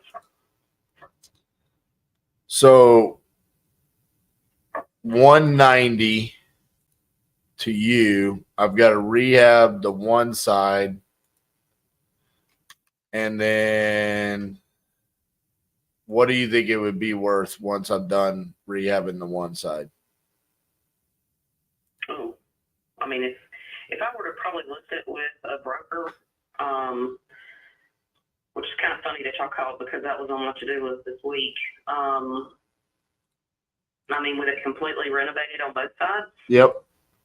I mean, I probably wouldn't accept at that point in time any less than 250, 260. And I mean, that would be an absolute bottom. And you said I got to put like 10 to get that? I'm saying I think that's being gracious. Plenty.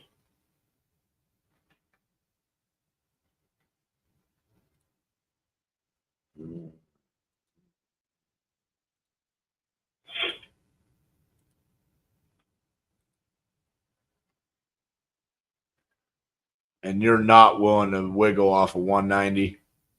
No, I'm not. Because if I do 190 to you, 10 in repairs, sell it for 250, and then I got closing costs, realtors and all that. I mean, if everything goes perfect, I make 20. Yeah, I mean, I don't know if it's worth it to you. I mean, to be honest with you, I'm hoping I can, rehab it and get more. But, at this point, the guy that I was talking with, I was telling him that, I don't have it listed, so that would negate the realtor, right?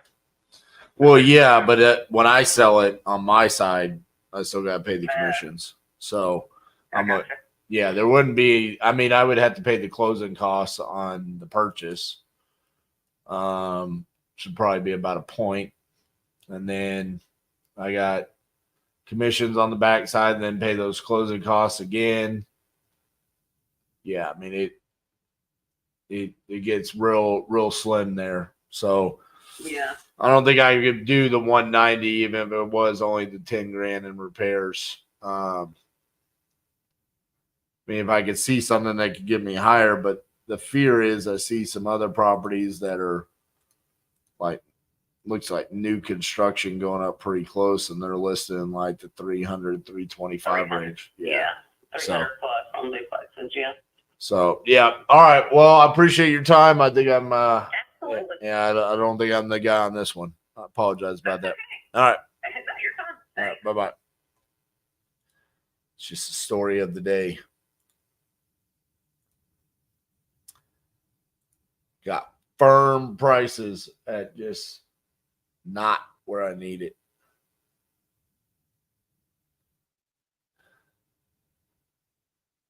So this is an interesting thing about investors that own property. Sometimes they can be great to deal with. The other thing is sometimes they lack a lot of motivation. Like in her circumstance, she's like, yeah, I mean, if I could get the 190 a day, I would sell it. But they're not motivated to come down. Like on that case right there, if I could have gotten that for 170, maybe we're having a different conversation.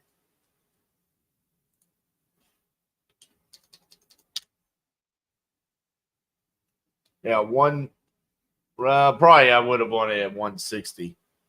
So we're 30 grand off, and that's been pretty consistent about specifically with a lot of the leads that I've targeted with investors and tired landlords. So just something for y'all to keep in mind when you're buying these leads. The difference between like an inherited property, an owner occupant, or an investor, just kind of the mindset that they're going to have in regards to selling on a discount.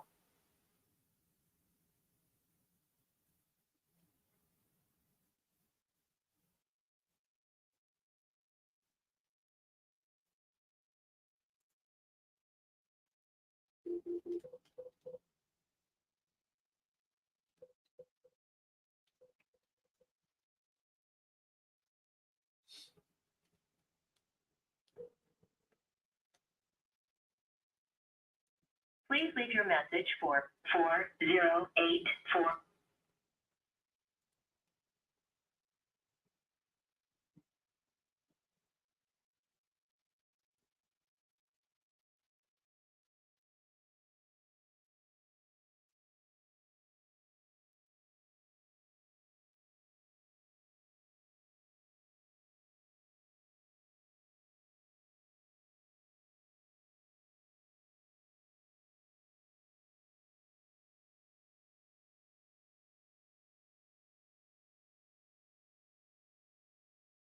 What's my favorite 4 zip code? Man, I'm partial to 76179 because that's where we're based out of. It's where the office is. 76112. It's where I grew up. So I know it really well. Older homes over there. Those would probably be my top 2. 76137 is also really good. A little bit harder to get deals over there, though.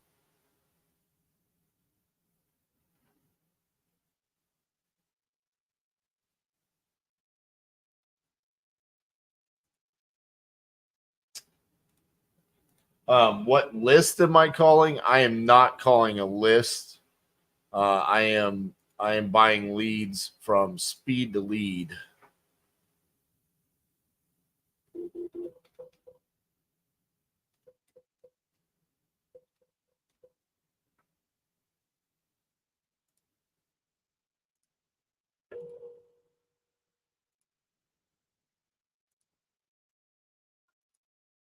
Hello. Hi, is Ryan there? Yeah, so now.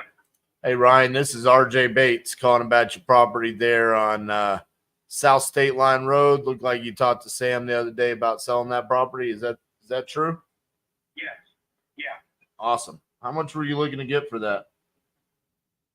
38. 38. All right. Tell me a little bit about what you got going on there. Yeah, it's a 2-bedroom. It's pretty clean. Have renovated, added some new flooring, new carpet, painted. Although it's had a tenant for the last year, so so paint's about a year old. New water heater. Added a new paved driveway. Did a bunch of work on the porch, stuff like that. And also removed the problem tree. So that's the work we've done. Gotcha. Other than that, pretty good little property. Is it vacant now? The tenant moved out? It's going to be vacant at the end of the month. Gotcha. So by the 31st. Yeah. How much were they paying in rent? Those people were paying, they were below market. She was paying like $700. Gotcha. What's the square footage on this? No, 738 actually. I think it was 738. I'm not totally sure of the square footage. Those kind of figures aren't really published.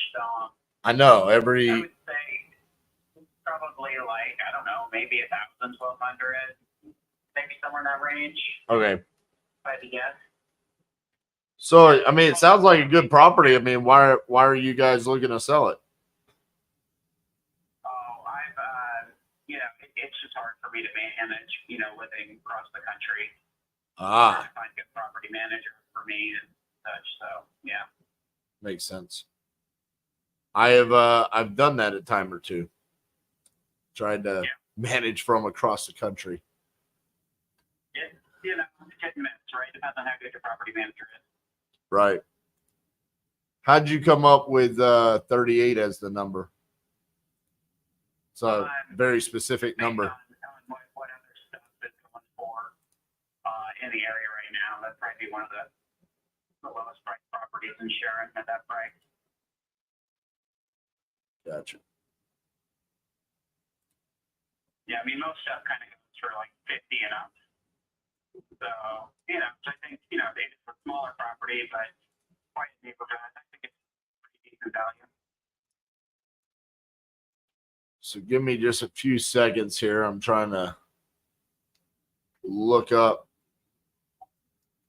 different values in the area. Yeah.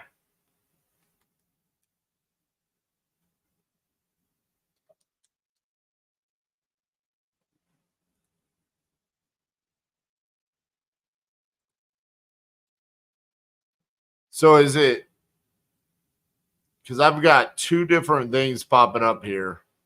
One where it was entered in, it was South State Line Road in Ohio, but you just said Sharon. So is it in Sharon, Pennsylvania? Yeah, the road is on the border. So half the street is Ohio, half the street is Pennsylvania. Understood. That's why. Okay. Yeah. The 733 should be on the Pennsylvania side of the road. Right. Okay. Makes a little bit more sense why I was seeing same property with two different addresses. So,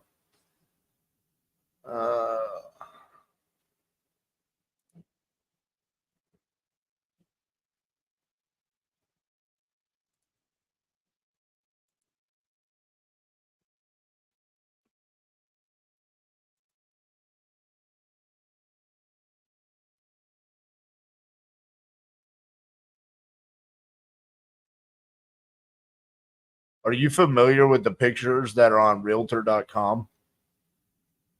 Have you seen those? No. I'm familiar with those. What is it called? Realtor.com. Realtor? Yeah. Realtor. Sorry, Realtor. Yep.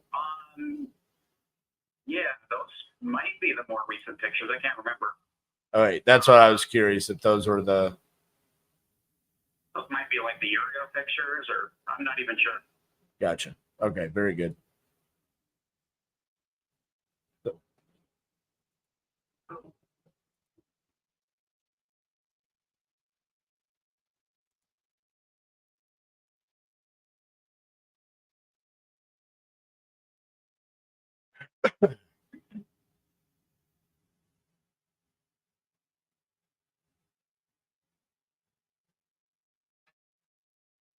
So if you don't sell it to an investor like me, are you guys just going to list it on the market, or what's the plan there? Well, just keep renting it. Yeah. Bring in another tenant. Yeah. Got it. Just going vacant now is an opportune time to either sell it or, you know, if I can't sell it, then, you know, I can just keep doing what I'm doing. Right.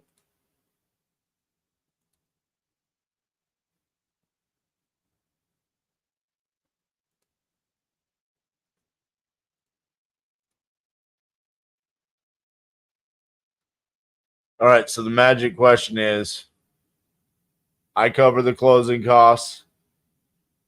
There's no realtor commissions or anything like that. What's the best price you could do for me? I mean, 38, I'm just basing it off of that. Basing it off of, none of those costs. So that's the best.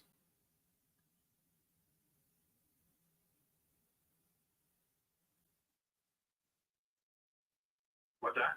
I said, so that's the best. Yeah, I mean, we do 37.5. All right.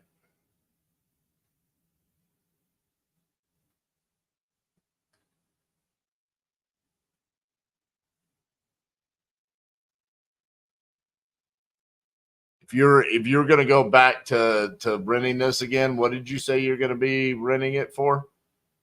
I have it listed for rent right now for $845 plus all utilities. Okay. When you say plus all utilities, the tenant is in charge of paying the utilities? So the tenant will be in charge of themselves paying most and then billing back for the sewer and the trash. Usually how I do it. I'll keep sewer and trash in my name, bill it back. So they'll be paying $845 plus whatever that costs. Gotcha. Okay. Which is usually another 80 or so. And then the part everything else in our own name, you know. Yeah. All that good stuff. That's typically how I run them there. And are you getting hits at that? Like you're getting people that want to rent it for that? Yeah, I've gotten some calls. Okay. Yeah, I think Section 8 will pay that amount as well. Got it. So, I mean, yeah, I'm confident we'll get that number. Okay. Well, that moves the needle pretty significant for me. All right. So 37.5. I'll cover all the closing costs. And then what I would actually prefer is, let me think about that. Let me think of that. So what I'll do is I can go ahead and I can send you over a purchase agreement for the 37.5. Do me a favor though. So Can you? Are you the end buyer, or is this going to be wholesale? I'm not sure yet. No.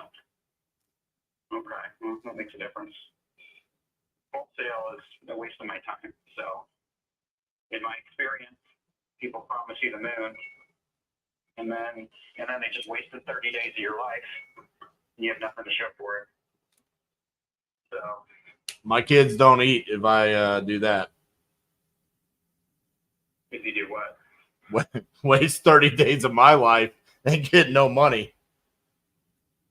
Yeah, well, it's a waste of my time too, and I've had it happen on multiple properties I've tried to sell where I think somebody's buying my house, and then they're lying to me, and then they're really trying to wholesale it to somebody else, and they're doing the same thing I'm doing, which is posting it on Marketplace and all these other things, and they're not. Guess what? They're not having any different experience than I'm having, so it's just a waste of my time.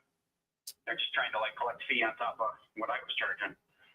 So that's why I'm saying, if you want to buy it, great. I'd love to do a deal with you. If you're just going to do the same thing I would do, which is just try to sell it, I can do that myself. Well, what I'm saying is I'm willing to send you a purchase agreement for $37,500. I'm going to come out. I'm going to do my inspection on it, and I'm going to decide if I want to buy it or potentially wholesale it. If you don't want to do that because you don't want me to wholesale it, that's okay. I would say I don't want a buyer. I just want a buyer. So I could be that guy. I mean, you could look me up. You could see, I mean, you could search my name right now on Google and you will see that I am an actual legitimate real estate investor. I've done literally in the past 10 years over 2,000 transactions in all 50 states. I don't use marketplace to wholesale properties. I have actual people that I call, say, hey, this isn't a deal for me, but I know it's a deal for you because I've sold you 10 deals, 15 deals. Do you want it? And we get the deal done. That being said, if you don't want me to do that, I understand. You've been burned by other wholesalers. I've been burned by other wholesalers. I've So been nothing but burned by wholesalers. Nothing but. I've never had one work. Never, not a single one have I ever had one work. Never one. It's just been a waste of my time. So I'm very skeptical of wholesaling. Not that I think it's a bad profession. I just think it's a waste of my time. You know what I mean? Like it doesn't work for me because they're just trying to, you know, do the thing I was trying to do, except for make money on it. I mean, let me ask you a question. Have you ever asked a wholesaler before if they were wholesaling and they told you the truth? Usually it doesn't get to that because I think they're buying it and they just hide it from me. So now I'm smart enough to ask the question. You know, for a long time I would take buyers and it was just fake. So Right. So now at least I know the question to ask. You know, and then they promise the world. They're like, oh, I've got it. Don't worry. You know, even one time I asked, and you know, and then I'll take the hook. I'm like, oh, but they're swearing that they've got buyers ready to go. And you know, so then I'll take that hook, and then sure enough, you know, it doesn't turn into that. So what I can't tell is, are you really going to buy this? Or are you really going to try to wholesale it? Because if you're going to try to wholesale it, you're probably going to end up wasting my time. If you're really going to buy it, then that's great. I mean, I'll be honest with you. I cannot tell you that answer right now. So based off of that, if you're concerned about me wasting your time and you don't want to do a Google search on who I am and see that I'm probably not the jokers that you previously did business with, then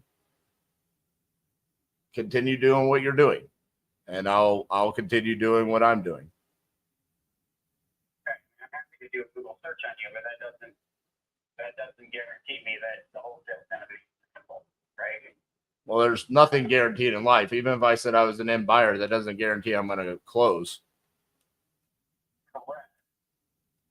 But that's better luck with that. Yeah, I mean, look, I'm fine to do the background, but wholesale. Look, if you're an end buyer, I'm going to call it 70% chance to close. If you're going to wholesale it, I'll call it a 5% chance, right? And that 5% is based on the other 19 times it hasn't worked. So what's funny about that is the percent that you gave me on being an end buyer is actually my contract to close ratio as a wholesaler.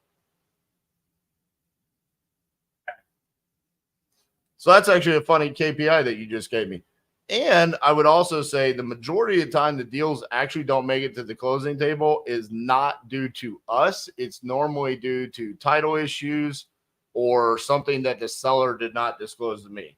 However, I do not approach conversations with people and say, well, I'm fearful that your property is not going to make it to the closing table because you're financially distressed or the property is distressed or something like that.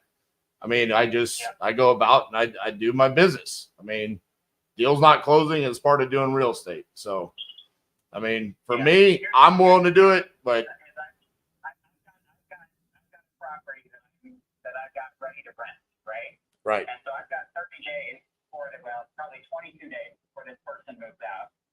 And so I can either be spending my time waiting and hoping and praying that you come through for me, or I could be trying to rent it.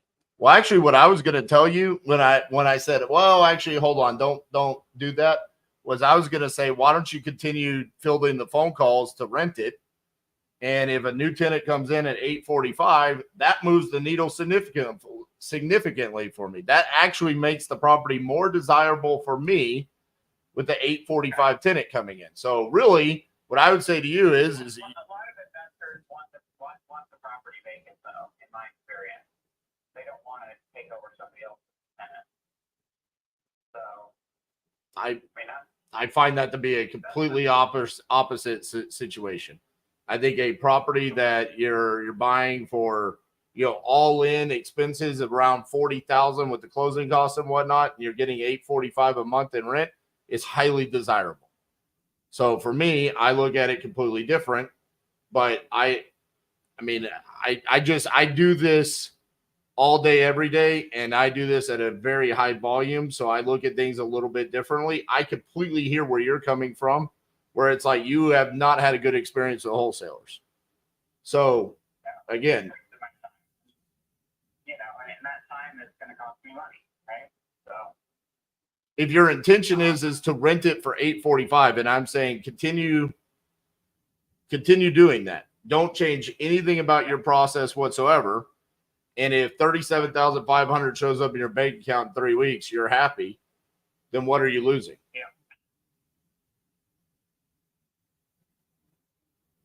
Yeah.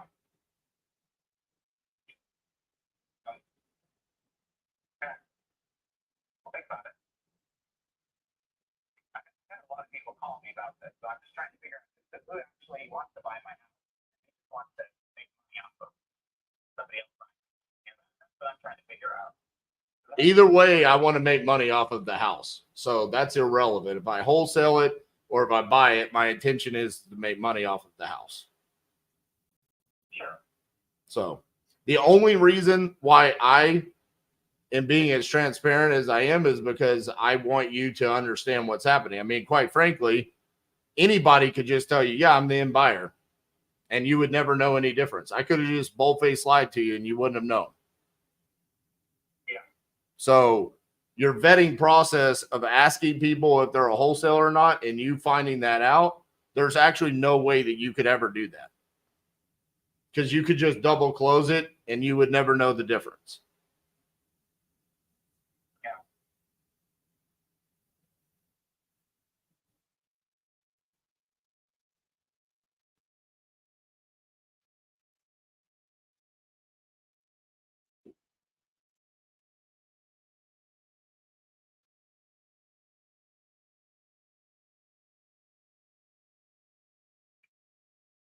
Well, I'll think about it. Maybe give me the weekend, see what other interests I have. And make me go down the stuff. Yeah, I mean, after this conversation,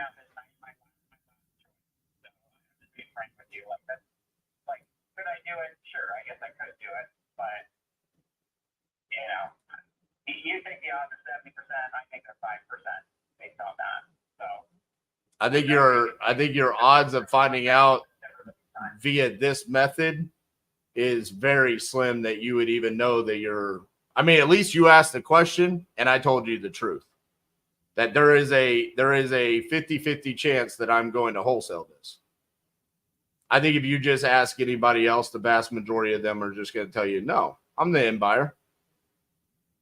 And then you're going to end up in a bad situation. You're probably going to end up in a situation where the wholesaler doesn't perform. So, but that being said, you sound confident in your abilities. So best of luck there, Ryan. I said, let's chat after the weekend. I didn't say take a hike. Unless that's what you want to do, that's fine. But yeah, no, that's what I was saying. I'm going to pass at this point. I mean, we had a pretty frank conversation. if you're not willing to accept the offer. I mean, I'm essentially giving you what you're asking for. If you don't want to move forward and you want to shop that with other people, I said that's a 50-50 chance, Ryan. I didn't say that's a 100% chance. I asked you to look me up. You can see that I'm a legitimate business owner. I already told you I'd look you up. You have to send me the information. I'll look at it. I'll look you up. I just said Google my name. Maybe you Google my name, you could have done that now. But again, Ryan, it sounds like you've had a bad experience. I'm not Googling anyone's name right now. I'm driving a freaking car. Okay. Got it. So it's going to take me some time to figure this out. Okay. Well, again, it sounds like we're probably not a good fit for each other. So, All right. Well, have a good one. all right. Bye-bye.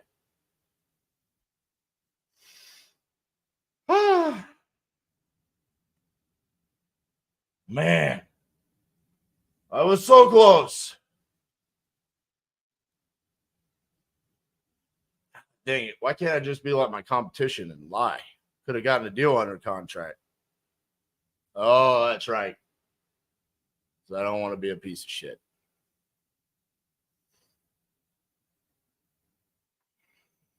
Well, that was going to be my one. So I could go pee.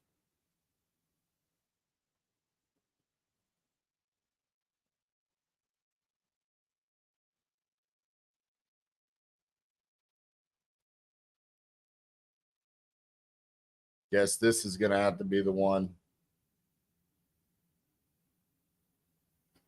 Oh, bro. Go in. Absolutely. I mean, even once we started going down the wholesaler path and he was like, well, you're just wasting my time. I mean, that was going to be brutal.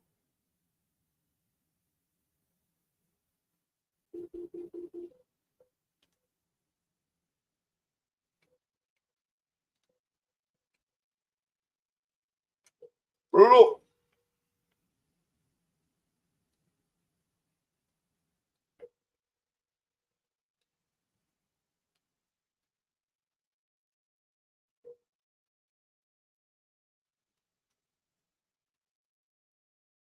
Your call has been forwarded to voicemail. The person you're trying to reach is not available. At the tone, please.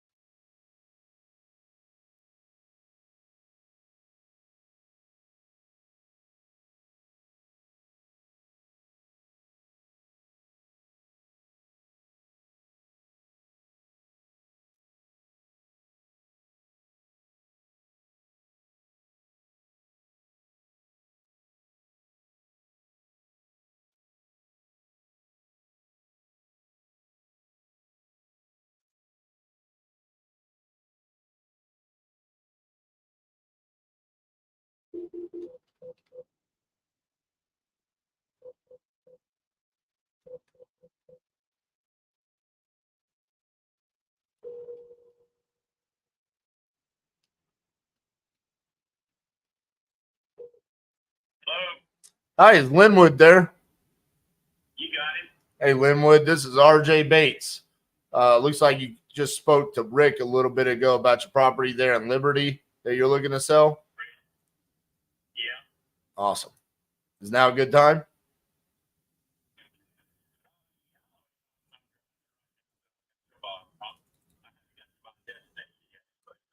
Gotcha. How much were you looking to get for that property? Well, I wanted $370, but I was paying $350 for it.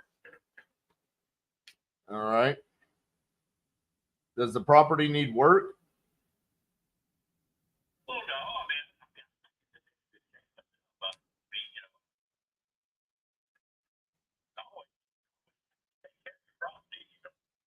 Right. I'm like I told him, the air conditioning unit, the second unit is new. It's a heat pump. It all changed out a couple of years ago. And the The water heater, same thing. I had it changed. I changed it out myself. I changed it out a couple of years ago. Gotcha. How many bedrooms and bathrooms is it? It's got 3 bedrooms, 2 full baths, and it's got double car garage connected to the house. It's got a little workshop out outside one of these portable buildings, and then I have a carport and a detached garage, but the detached garage doesn't have a slab. Okay. It's a garage, building. Yep. Yeah. So the house is brick front with hardy plank the rest of the way. It could be made into a 2-story house.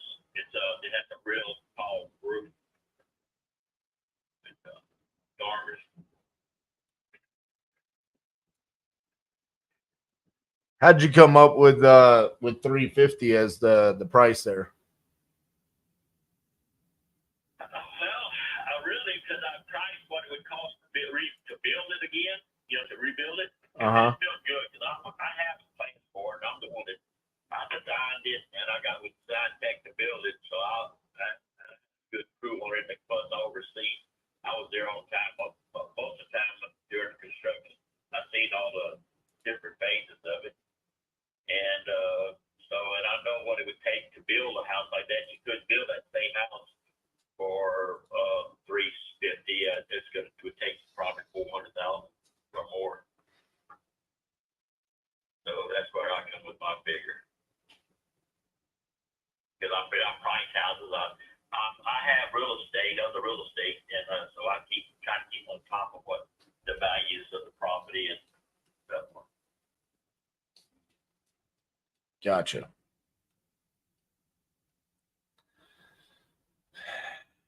It's interesting because property values are all over the place out there. Yeah, I know. I agree with that. I mean, holy cow! It's But I mean, the houses that they're building today are nothing but crap. The materials that they're using at splice 2x4s. They're using just crap stuff, and they're building them so fast that they just cover up their mistakes. It just is. So if you go by these houses that they build in these subdivisions now, I mean, they're not going to last. They're not built to last. But, hey, I know what my house is worth, so anybody that just wants to give me my price, I'm fine.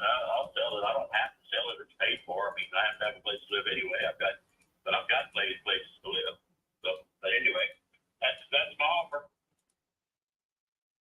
Gotcha. Well, let me do this. I am interested, but I want to look at comps off the MLS, and I don't have that on this computer.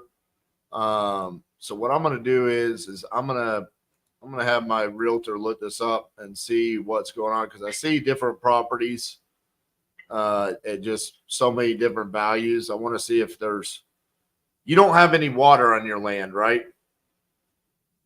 Any water, or you mean Like pond or anything? I have a pond in the back, but it used to hold water years ago. But man, I tell you, water when it rains, we have a bad rain, it'll put water in it, but it doesn't really last. It's about a half-acre pond. But it only comes that big stuff. What I want to sell is the house and an acre. I want to sell all the land I have. I have 6.25 acres. So I'm gonna keep it. On the back of the pond, I have a house there, a 3-bedroom house, but my grandson lives in there, and I keep that house and that property back there. Okay. But you are selling the 2.5 acres with this, right? An acre and a half. It's an acre and a half and a half. Okay, so you're keeping an acre? Because online it says this property is 2.5 acres. Well, maybe it's just check my survey. I have a survey on it. I had a survey. It might be 2.5 acres in the house. Okay. It's probably good. Okay. All right. Well, yeah, let me do that. Let me look this up a little bit more in detail because I don't want to tell you, yeah, I can do the 350 and then be wrong. So I want to look up some more information. Yeah. Okay. All right. Well, let me do that, and yeah, I'll get back to you, Linwood. Okay. Yeah, you were right because it's 6 1/4 acres, and I'll keep selling 2.5 acres. He's gonna get the rest. I'll keep the rest. Gotcha. All right. Well, yeah, man. I'll give you a shout back here in a little bit. Okay. All right. Thank you. Bye-bye. All right. Wow. What a brutal day it was. I mean, we talked to a lot of people. I made a lot of contacts, just a lot of the exact same results. This is just part of the experience. So, Monday, 2 contracts, Tuesday, 2 contracts, and then you come into a day like today. I'll probably be replaying that phone conversation there with the gentleman with the rental property over and over again. I think at the moment, my knee-jerk reaction after the conversation is I don't regret too much about the conversation. Obviously, I always want to be transparent about the fact that we are a wholesaler if that comes up in the conversation, which I was. That was in an area that we have owned properties before. I mean, listen, at the end of the day, if it's just a not a good fit, which it never really kind of felt like it was a good fit, even when the price was pretty right, the rent rate was good. Even when I was asking questions, it just, our personalities were not necessarily vibing pretty early on there. But listen, I'm not going to let that be a deal killer until we get down to, hey, I'm gonna think about this. I'm gonna shop this around. And then just quite frankly, at what point in time are we going to put our foot down and say, we're not going to accept this from a business perspective? We just, inside of Titanium University's book club, we just finished reading. Well, actually, we have our book club meeting later today on the book. What you do is who you are, how to create your business culture. One of the things that they said in the book is whatever thing that you accept at the lowest, you just set a new standard for what your business will accept. To a certain degree, during that conversation, I almost had to kind of make a decision on I'm not going to allow someone to just repeatedly kind of step all over us. Hey, I'm going to shop your offer over the weekend. I'm going to repeatedly say things like there's only a 5% chance that this is going to go down. I don't really want my team having to go through those kinds of conversations repeatedly. That we never have a shortage of deals. And so to a certain degree, it's just about putting your foot down and saying, like, I'm okay with you getting off of that conversation. I'm okay with you embracing no on that and not having to put up with that. So looking back at it, I'll probably not want to re-listen to the call and just say, hey, I stuck to my guns on that one, and I'm okay with that being the standard that we have moving forward to deal with that type of seller. Let's see here.